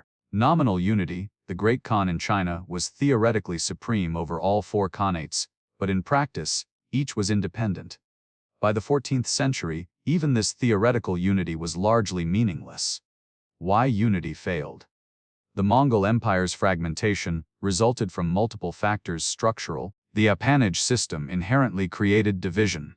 Unlike Chinese or Roman imperial systems, where the empire passed intact to one heir, Mongol tradition divided inheritance. Geographic pre-modern communication technology couldn't effectively govern such vast distances. Orders from Beijing couldn't control events in Persia or Russia. Cultural adaptation as Mongol rulers adopted local cultures Chinese, Persian, Islamic, they developed different interests and worldviews, reducing shared identity. Resource competition without continued conquest bringing new wealth, the Khanates competed over finite resources and trade routes. Succession disputes, multiple legitimate claimants to authority created recurring conflicts. Lack of institutional unity, the empire was held together by personal loyalty to the Khan and family ties, not strong institutions that could survive leadership changes. Comparison to other empires, the Mongol experience paralleled other vast empires. Alexander's empire fragmented immediately after his death. The Carolingian Empire divided among Charlemagne's heirs. Later, the Spanish Habsburg Empire would struggle with similar issues. Effective centralized governance of continental-scale empires proved nearly impossible with medieval technology and administrative methods. The fragmentation didn't mean the end of Mongol influence. The successor Khanates remained powerful for generations, but it meant the unified empire that stretched from Korea to Hungary would never be reconstituted. Although the unified Mongol Empire fragmented, the successor Khanates continued to shape Eurasian history for centuries. Understanding their individual developments reveals the lasting impact of Mongol rule and how different regions adapted to and eventually absorbed Mongol power. The Golden Horde Mongols in Russia 1242–1502. The Golden Horde exerted the longest-lasting direct Mongol influence, ruling over Russia for over 250 years, the foundation after Botu's conquest of Russia 1237–1240 and withdrawal from Europe 1242. He established his headquarters at Sarai on the Volga River. The system of control, indirect rule. The Golden Horde didn't directly administer Russian cities. Instead, Russian princes remained in power, but as tributaries princes traveled to Sarai to receive Yarlich's charters confirming their authority. Annual tribute was collected. Russian princes competed for Mongol favor and the Yarlich for the Grand Principality of Vladimir, the most prestigious position. The Baskaki Mongol officials supervised tribute collection and ensured compliance. Military support. Russian princes had to provide military contingents for Mongol campaigns. This system was effective and relatively low-cost. Mongols controlled Russia with minimal permanent presence, collecting vast tribute while Russians handled day-to-day administration. The conversion to Islam. Berke Khan on 1257–1266 converted to Islam, but the Golden Horde didn't enforce conversion on subjects. Russian orthodoxy was protected. By the early 14th century, Islam was firmly established among the Mongol elite, though traditional shamanic practices persisted. The relationship between Muslim Mongol rulers and Orthodox Christian Russian subjects was pragmatic. Religious tolerance was maintained for political stability. The rise of Moscow, initially a minor principality, rose to prominence through cooperation with the Golden Horde. Ivan Khalida R. 1325–1340 became Grand Prince with Mongol support. He served as chief tribute collector, gaining wealth and power while making Moscow the effective capital of Russia. Later Moscow rulers continued this strategy, cooperating with Mongols when necessary, expanding power incrementally. waiting for opportunities to assert independence. The weakening of the Golden Horde 14th–15th centuries, internal divisions, succession disputes, and civil wars weakened central authority. Multiple claimants fought for the throne. The devastation of the Black Death 1340s–1350s, the plague killed perhaps 30–50% of the population, disrupting economy and administration. Tamerlane's invasions 1380s–1390s, Timur Tamerlane, the Turco-Mongol conqueror, repeatedly invaded Golden Horde territories, sacking Sarai and devastating the region. Russian resistance. As the Horde weakened, Russian princes became bolder. The Battle of Kulikovo 1380, Dmitry Donskoy, Prince of Moscow, defeated Mongol forces under Mamai. While not ending Mongol rule, the Golden Horde soon reasserted control. It demonstrated Russian capability and willingness to resist. The Great Stand on the Ugra River 1480. Ivan III of Moscow refused to pay tribute. When Mongol forces under Khan Akhmat approached, Ivan's army faced them across the Ugra River. After a standoff without battle, Mongol forces withdrew. This is traditionally considered the end of the Tatar yoke, though in practice, Russian independence had been growing for decades. This symbolized the final break. The fragmentation of the Golden Horde. By the late 15th century, the Golden Horde had fragmented into several khanates. The Kazan Khanate 1438–1552, centered on the middle Volga River, eventually conquered by Ivan IV Ivan, the Terrible of Russia. The Crimean Khanate 1441–1783, on the Crimean Peninsula, became an Ottoman vassal, survived until Catherine the Great annexed it to Russia. The Astrakhan Khanate 1459–1556 controlled the lower Volga, conquered by Ivan IV. The Sibir Khanate 1490s–1598 in western Siberia, eventually conquered by Russian expansion. Various smaller entities also emerged from the Golden Horde's collapse. The legacy of Mongol rule in Russia. Political, the centralization and autocracy of later Russian Tsars may have been influenced by Mongol administrative models. Economic tribute collection systems were adapted by Russian rulers. Trade networks established under Mongol rule continued. Cultural, limited direct cultural transfer. Russian culture remained fundamentally Slavic and Orthodox, but some words, military tactics, and administrative practices had Mongol origins. Psychological, the Tatar yoke remained in Russian historical memory as a period of subjugation, but also as a formative experience in Russian state-building. The Chagatai Khanate, Central Asia, 1227–1340s, then successor states. The Chagatai Khanate in Central Asia was the most traditional Mongol state, maintaining nomadic lifestyle longer than others. Territory: Transoxiana, Uzbekistan, parts of Kazakhstan, Kyrgyzstan, Xinjiang, and adjacent regions. Internal division: Western Chagatai, more settled, urbanized regions: Samarkand, Bukhara with Muslim populations and Persian cultural influence. Eastern Chagatai, Moghulestan, more nomadic regions in modern Xinjiang and eastern Kazakhstan, maintaining traditional Mongol lifestyle. These two regions often had different khans and conflicting interests. Conversion to Islam: like other Western Mongol states, the Chagatai Khanate converted to Islam, though the process was gradual and incomplete in eastern regions. Fragmentation and Tamerlane: by the 1340s, 1360s, the unified Chagatai Khanate had collapsed into competing factions. Timur Tamerlane 1336–1405, a Turco-Mongol military leader from Transoxiana, rose to power. He claimed descent from Genghis Khan through female lines and marriage.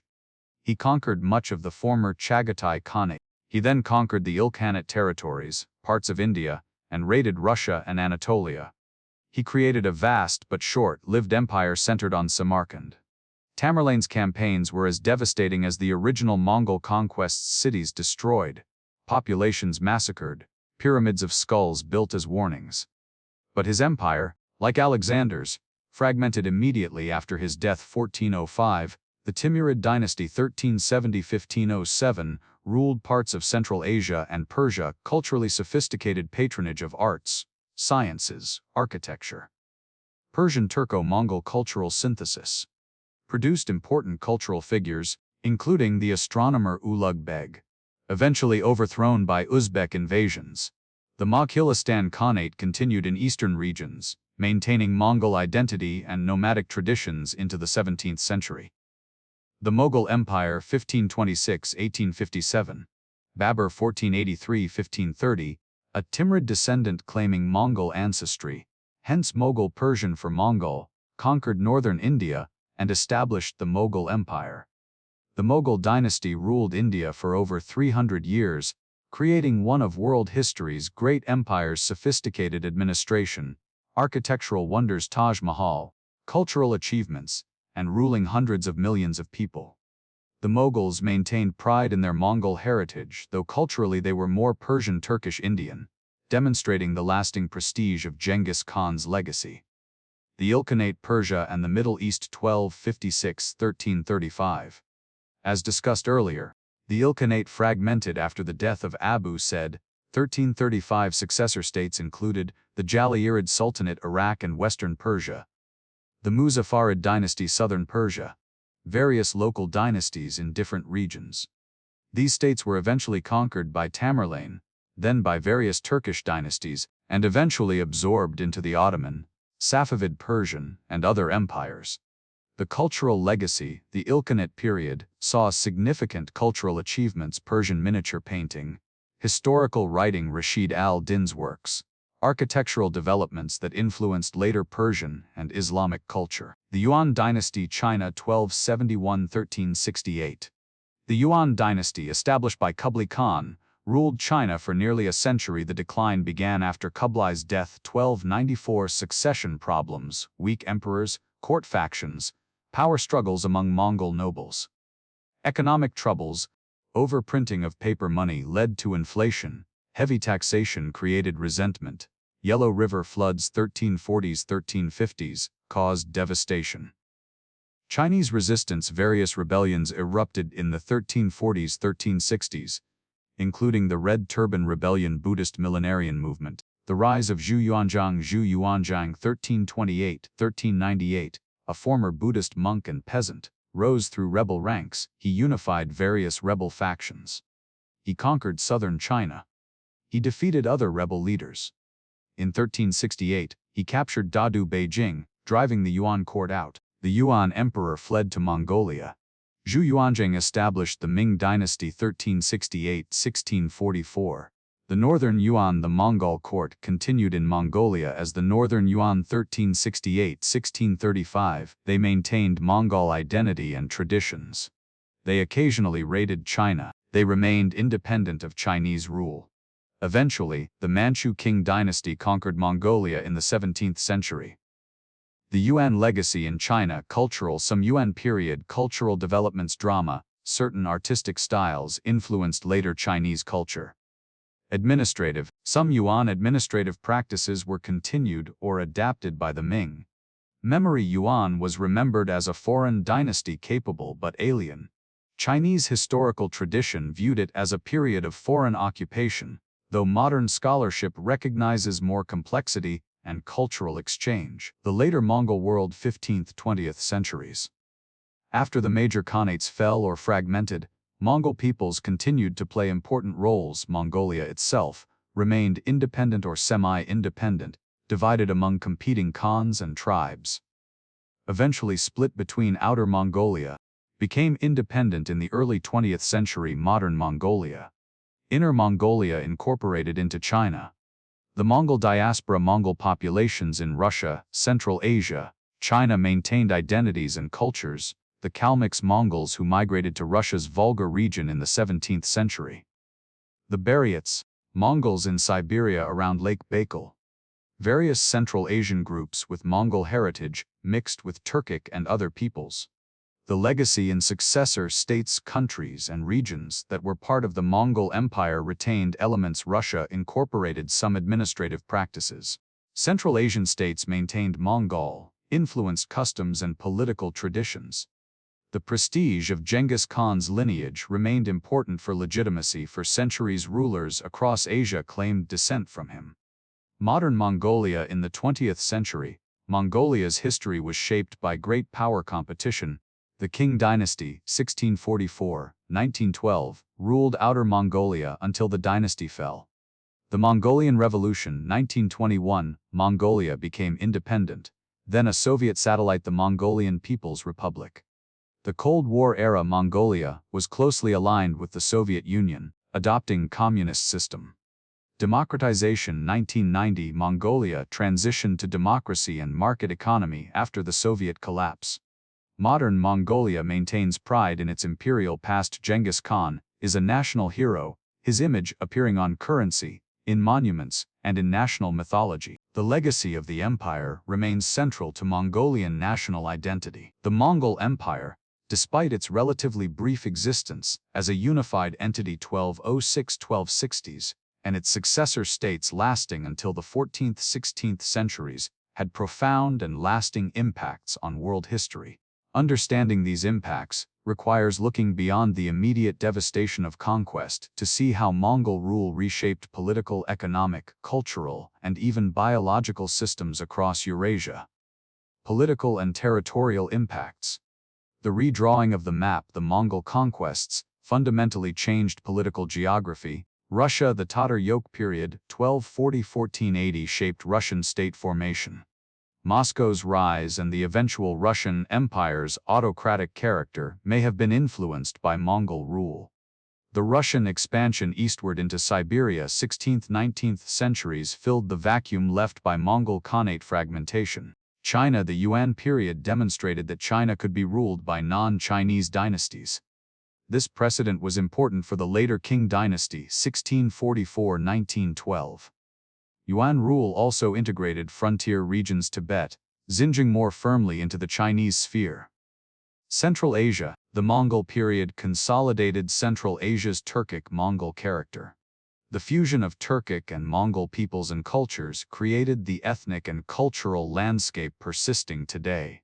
The Middle East, the destruction of Baghdad and the Abbasid Caliphate, ended the last pretense of unified Islamic political authority. The Islamic world became more fragmented among regional powers: Mamluks, Ottomans, Safavids, Moguls. Eastern Europe, the Mongol invasions devastated Poland and Hungary, influencing their development. The Golden Horde's presence prevented Eastern expansion of Western European powers for centuries. Military and technological impacts. Military innovations. Mongol military techniques influenced warfare across Eurasia. Mobile cavalry tactics. European, Middle Eastern, and Asian armies studied and adapted Mongol methods. Mobility, psychological warfare, coordinated movements. Gunpowder weapons. While Chinese invented gunpowder, Mongols facilitated its spread westward. By the 14th century, cannons appeared in Europe, partially due to knowledge transmitted via Mongol networks. Siege warfare. Mongol innovations and synthesis of Chinese, Persian, and European siege techniques advanced the art of siege warfare. Organization. The decimal military system, merit-based promotion, and sophisticated logistics influenced later military organizations. Technology transfer. The Mongol Empire facilitated technology and knowledge exchange from east to west. Printing technology, ultimately contributing to Europe's printing revolution. Paper and papermaking techniques, compass and navigation tools, gunpowder and firearms, various agricultural crops and techniques, from west to east. Persian and Islamic astronomy and mathematics, medical knowledge, some artistic techniques and influences. This exchange accelerated the diffusion of innovations across Eurasia, potentially contributing to later European technological advancement and Asian developments. Economic and trade impacts. The Silk Road revival, the Pax Mongolica's security and infrastructure, created the peak period of Silk Road trade volume increase. More goods moved across Eurasia during the Mongol period than previously, enriching merchants and connecting markets. Merchant communities. Cosmopolitan trading cities Samarkand, Tabriz, Hangzhou flourished, creating networks that outlasted Mongol rule. European appetite for Asian goods. Increased European exposure to Asian products. Silk, spices, porcelain created demand that would later drive the age of exploration. Europeans sought sea routes to Asia partly because of desires created during the Mongol period. Marco Polo's influence. His descriptions of China's wealth inspired generations of European explorers and merchants. Columbus carried Marco Polo's book on his voyages. The Yam system and postal infrastructure, the relay postal system, the Mongols developed influenced later communication systems. Russian postal system adapted from Mongol Yam. Chinese postal infrastructure, built on Yuan period foundations. The concept of organized, state-sponsored communication networks spread widely. Economic disruption and recovery in the short term. Mongol conquests devastated regional economies, cities destroyed, trade routes disrupted, populations killed or displaced.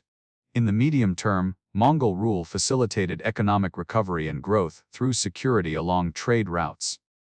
Reduction of internal customs barriers, encouragement of merchant activity, integration of distant markets. In the long term, regions recovered, though timelines varied. Persia, heavily devastated, took centuries to fully recover populations lost in the 13th century. Cultural and intellectual impacts. Historical consciousness. The Mongol Empire shaped how societies understood themselves and history. In Russia, the Tatar yoke became a foundational narrative, a period of suffering, but also a formative experience in Russian nation-building. In China, Yuan rule was viewed as foreign occupation within the dynastic cycle, a period when Chinese culture survived barbarian rule, reinforcing notions of cultural superiority. In the Islamic world, the destruction of Baghdad and the Abbasid Caliphate was traumatic, symbolizing a catastrophic break with the golden age of Islamic civilization, though modern scholars note the Abbasids had been politically weak for centuries before 1258. In Europe, the Mongol invasions created fear and fascination, the mysterious Eastern threat that appeared and vanished, remembered in chronicles and legends. In Mongolia, the empire became central to national identity. Genghis Khan, as the founder of the nation, the imperial period as Mongolia's greatest achievement. Religious impacts. Religious tolerance. Mongol pragmatism about religion demonstrated that multi-religious empires were viable. This influenced later empires, Mughals, Ottomans, in their religious policies. Christianity's extent. Nestorian Christianity reached its greatest geographic extent during the Mongol period, though it later declined. Catholic missionary efforts increased due to Mongol openness. Islam's spread. The conversion of the Golden Horde and other Mongol states brought Islam to new regions and populations in Russia and Central Asia. Buddhism. Tibetan Buddhism became important to Mongol rulers and spread among Mongol populations, shaping religious landscape of Mongolia and adjacent regions. Linguistic and literary impacts. The Mongolian script adapted from Uyghur script under Genghis Khan. It became the vehicle for Mongol literature, administration, and cultural expression. The Secret History of the Mongols, written in Mongolian, possibly 1228, it's one of the great works of medieval literature, and our primary source for Genghis Khan's life. Historical writing. The Mongol period produced important historical works. Rashid al-Din's Compendium of Chronicles, Ilkhanate, Persian. Chinese histories of the Yuan dynasty. Russian chronicles describing Mongol period. European accounts, Marco Polo, Friar John, etc. Persian literature. Ironically, the Ilkhanate period saw flourishing Persian literature, poetry, and arts, despite initial destruction. Linguistic borrowings. Words from Mongolian entered Russian, Persian, Turkish, and other languages. Conversely, Mongolian absorbed vocabulary from these languages. Biological and demographic impacts. Population loss. The Mongol conquests caused enormous demographic catastrophe. Death tolls estimates vary wildly and are controversial. Khwarazmian Empire, perhaps 1.5 million dead. Jin Dynasty, perhaps 10-20+ millions over decades of war. Song China, several million. Persia/Iraq, 1-2+ millions in initial conquest. Russia, hundreds of thousands. Eastern Europe, hundreds of thousands. Total deaths estimates range from 10-40+ millions over the entire conquest period. The higher estimates strain credibility given population sizes and medieval record keeping, but even conservative estimates suggest tens of millions died. Regional depopulation. Some regions, Khwarezm, parts of Persia, took centuries to recover pre-conquest population levels. The Black Death. The most catastrophic biological impact Was the plague the spread mechanism? Mongol trade routes and armies inadvertently spread plague from its Central Asian reservoirs to new regions. The timing: the Black Death erupted during the Mongol period, mid-14th century, facilitated by Mongol network connectivity. The impact: perhaps 30–60% of European population died, 25–50% in the Middle East, substantial mortality in Central Asia and parts of China.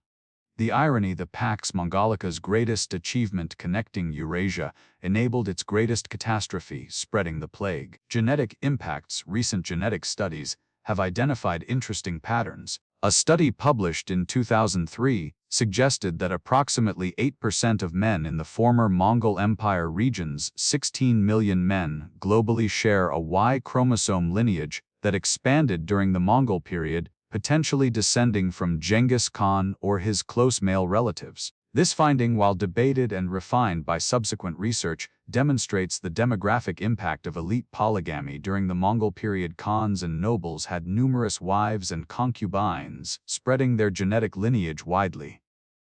Environmental impacts. Carbon dioxide studies. Recent studies suggest Mongol conquests may have affected global climate. The mechanism: massive death tolls meant farmland reverted to forest. Regrown forests absorbed carbon dioxide, potentially contributing to slight global cooling, a small factor in the Little Ice Age. This hypothesis remains debated, but suggests conquests on this scale had environmental impacts beyond the immediate regions. Irrigation system destruction. Mongol destruction of irrigation systems, particularly in Khwarazm and Mesopotamia, had lasting environmental consequences. Agricultural decline. Regions that had been prosperous agricultural lands became less productive. Landscape changes without maintained irrigation. Some areas returned to desert or grassland. Recovery: some systems were rebuilt, others remained damaged for centuries. The legacy in modern times. National identity. Mongolia. Genghis Khan is the central figure of national identity, national hero, symbol of Mongol greatness, unifier of the nation. His image is ubiquitous in modern Mongolia. Kazakhstan and Central Asian states. Post-Soviet independence saw reclamation of pre-Russian history. The Mongol period is remembered as part of national heritage, though with complexity: conquerors but also state builders. Russia. The Mongol period remains important in historical consciousness, formative but also traumatic. China. Yuan dynasty is part of Chinese dynastic history, incorporated into national narrative despite being foreign rule. The Middle East. Baghdad's destruction remains symbolically important, though modern scholarship emphasizes continuities and Islamic civilization's resilience. Popular culture. Genghis Khan and the Mongols appear frequently in modern culture films. Mongol 2007, The Conqueror 1956, Notoriously Bad, various documentaries. Literature. Countless novels, historical fiction, and non-fiction works. Games. Video games frequently feature Mongols' Age of Empires, Total War series, etc. The portrayal varies from bloodthirsty barbarians to admirable empire builders, reflecting ongoing debates about how to evaluate the Mongol legacy. Historical debates. Modern historians continue debating Mongol impacts: destruction vs. construction. Did Mongols primarily destroy, or did they also build? Both perspectives have evidence. Cultural exchange. How significant was the Pax Mongolica in facilitating technological and cultural exchange? Some scholars emphasize this, others note exchange would have occurred anyway via other routes. Demographic catastrophe. How many died in Mongol conquests? Estimates vary enormously, and methodology for calculating medieval population losses is contested. Modernization. Did Mongol rule accelerate or delay development in conquered regions? Arguments exist for both positions. The evaluation of the Mongol Empire remains complex and contentious, resisting simple judgments. And so we come to the end of our epic journey across the steppes and empires, from Temujin's desperate childhood to Genghis Khan's world conquest, from the unified empire spanning half the known world to its fragmentation into successor states that would themselves shape history for centuries. The Mongol Empire was, by any measure, one of history's most extraordinary phenomena, the largest contiguous land empire ever created, built in a single lifetime from essentially nothing, conquering civilizations that had endured for millennia, connecting East and West in ways that wouldn't be matched until modern times. What have we learned? We have learned that environment shapes societies in profound ways. The harsh Eurasian steppe created a people nomadic, mobile, hardy, militaristic, uniquely suited to conquest. The same environmental pressures that had produced earlier steppe empires created the Mongols, but Genghis Khan's genius transformed traditional patterns into unprecedented achievement. We have learned that military organization, discipline and innovation can overcome numerical inferiority. Mongol armies were usually outnumbered, sometimes dramatically, yet they defeated the great empires of their age through superior mobility, tactics, coordination, psychological warfare, and adaptive learning. They synthesized the best practices from conquered peoples, creating a military system that dominated the 13th century. We have learned that terror can be an effective strategic tool. The Mongols' deliberate use of massacres and destruction to encourage surrender worked. Many cities submitted without fighting after witnessing what happened to those who resisted. This pragmatic brutality reduced Mongol casualties and accelerated conquests, though the human cost to victims was staggering. We have learned that conquest and connection can coexist. The same empire that destroyed Baghdad and devastated Eastern Europe also created the Pax Mongolica, facilitating trade, cultural exchange, and communication across unprecedented distances. Marco Polo's travels and the transmission of technologies across Eurasia occurred because Mongol power made such exchanges possible. We have learned that administrative flexibility matters. The most successful Mongol rulers, Kublai Khan in China, the later Ilkhans in Persia, adapted to local conditions while maintaining Mongol military superiority. The least successful clung rigidly to steppe traditions unsuitable for governing sedentary civilizations. We have learned that empires built on conquest face inherent instability. The Mongol succession system, geographic vastness, cultural divergence, and competition among princes made fragmentation nearly inevitable. Unity lasted barely 2 generations after Genghis Khan before civil wars divided the empire permanently. We have learned that historical memory is complex and contested. The Mongol Empire is remembered differently across regions as catastrophic destruction Middle East, Russia as foreign occupation, China as national glory, Mongolia as exotic connection, Europe. These varying memories reflect how the empire's impact differed across the territories it touched.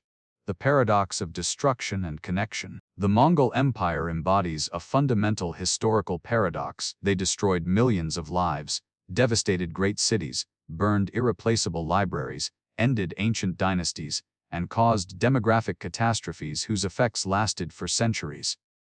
Yet they also connected distant civilizations, facilitated unprecedented exchange of goods and ideas, demonstrated that Eurasian integration was possible, transmitted technologies that would shape later history, and created administrative and trade systems that influenced successor states.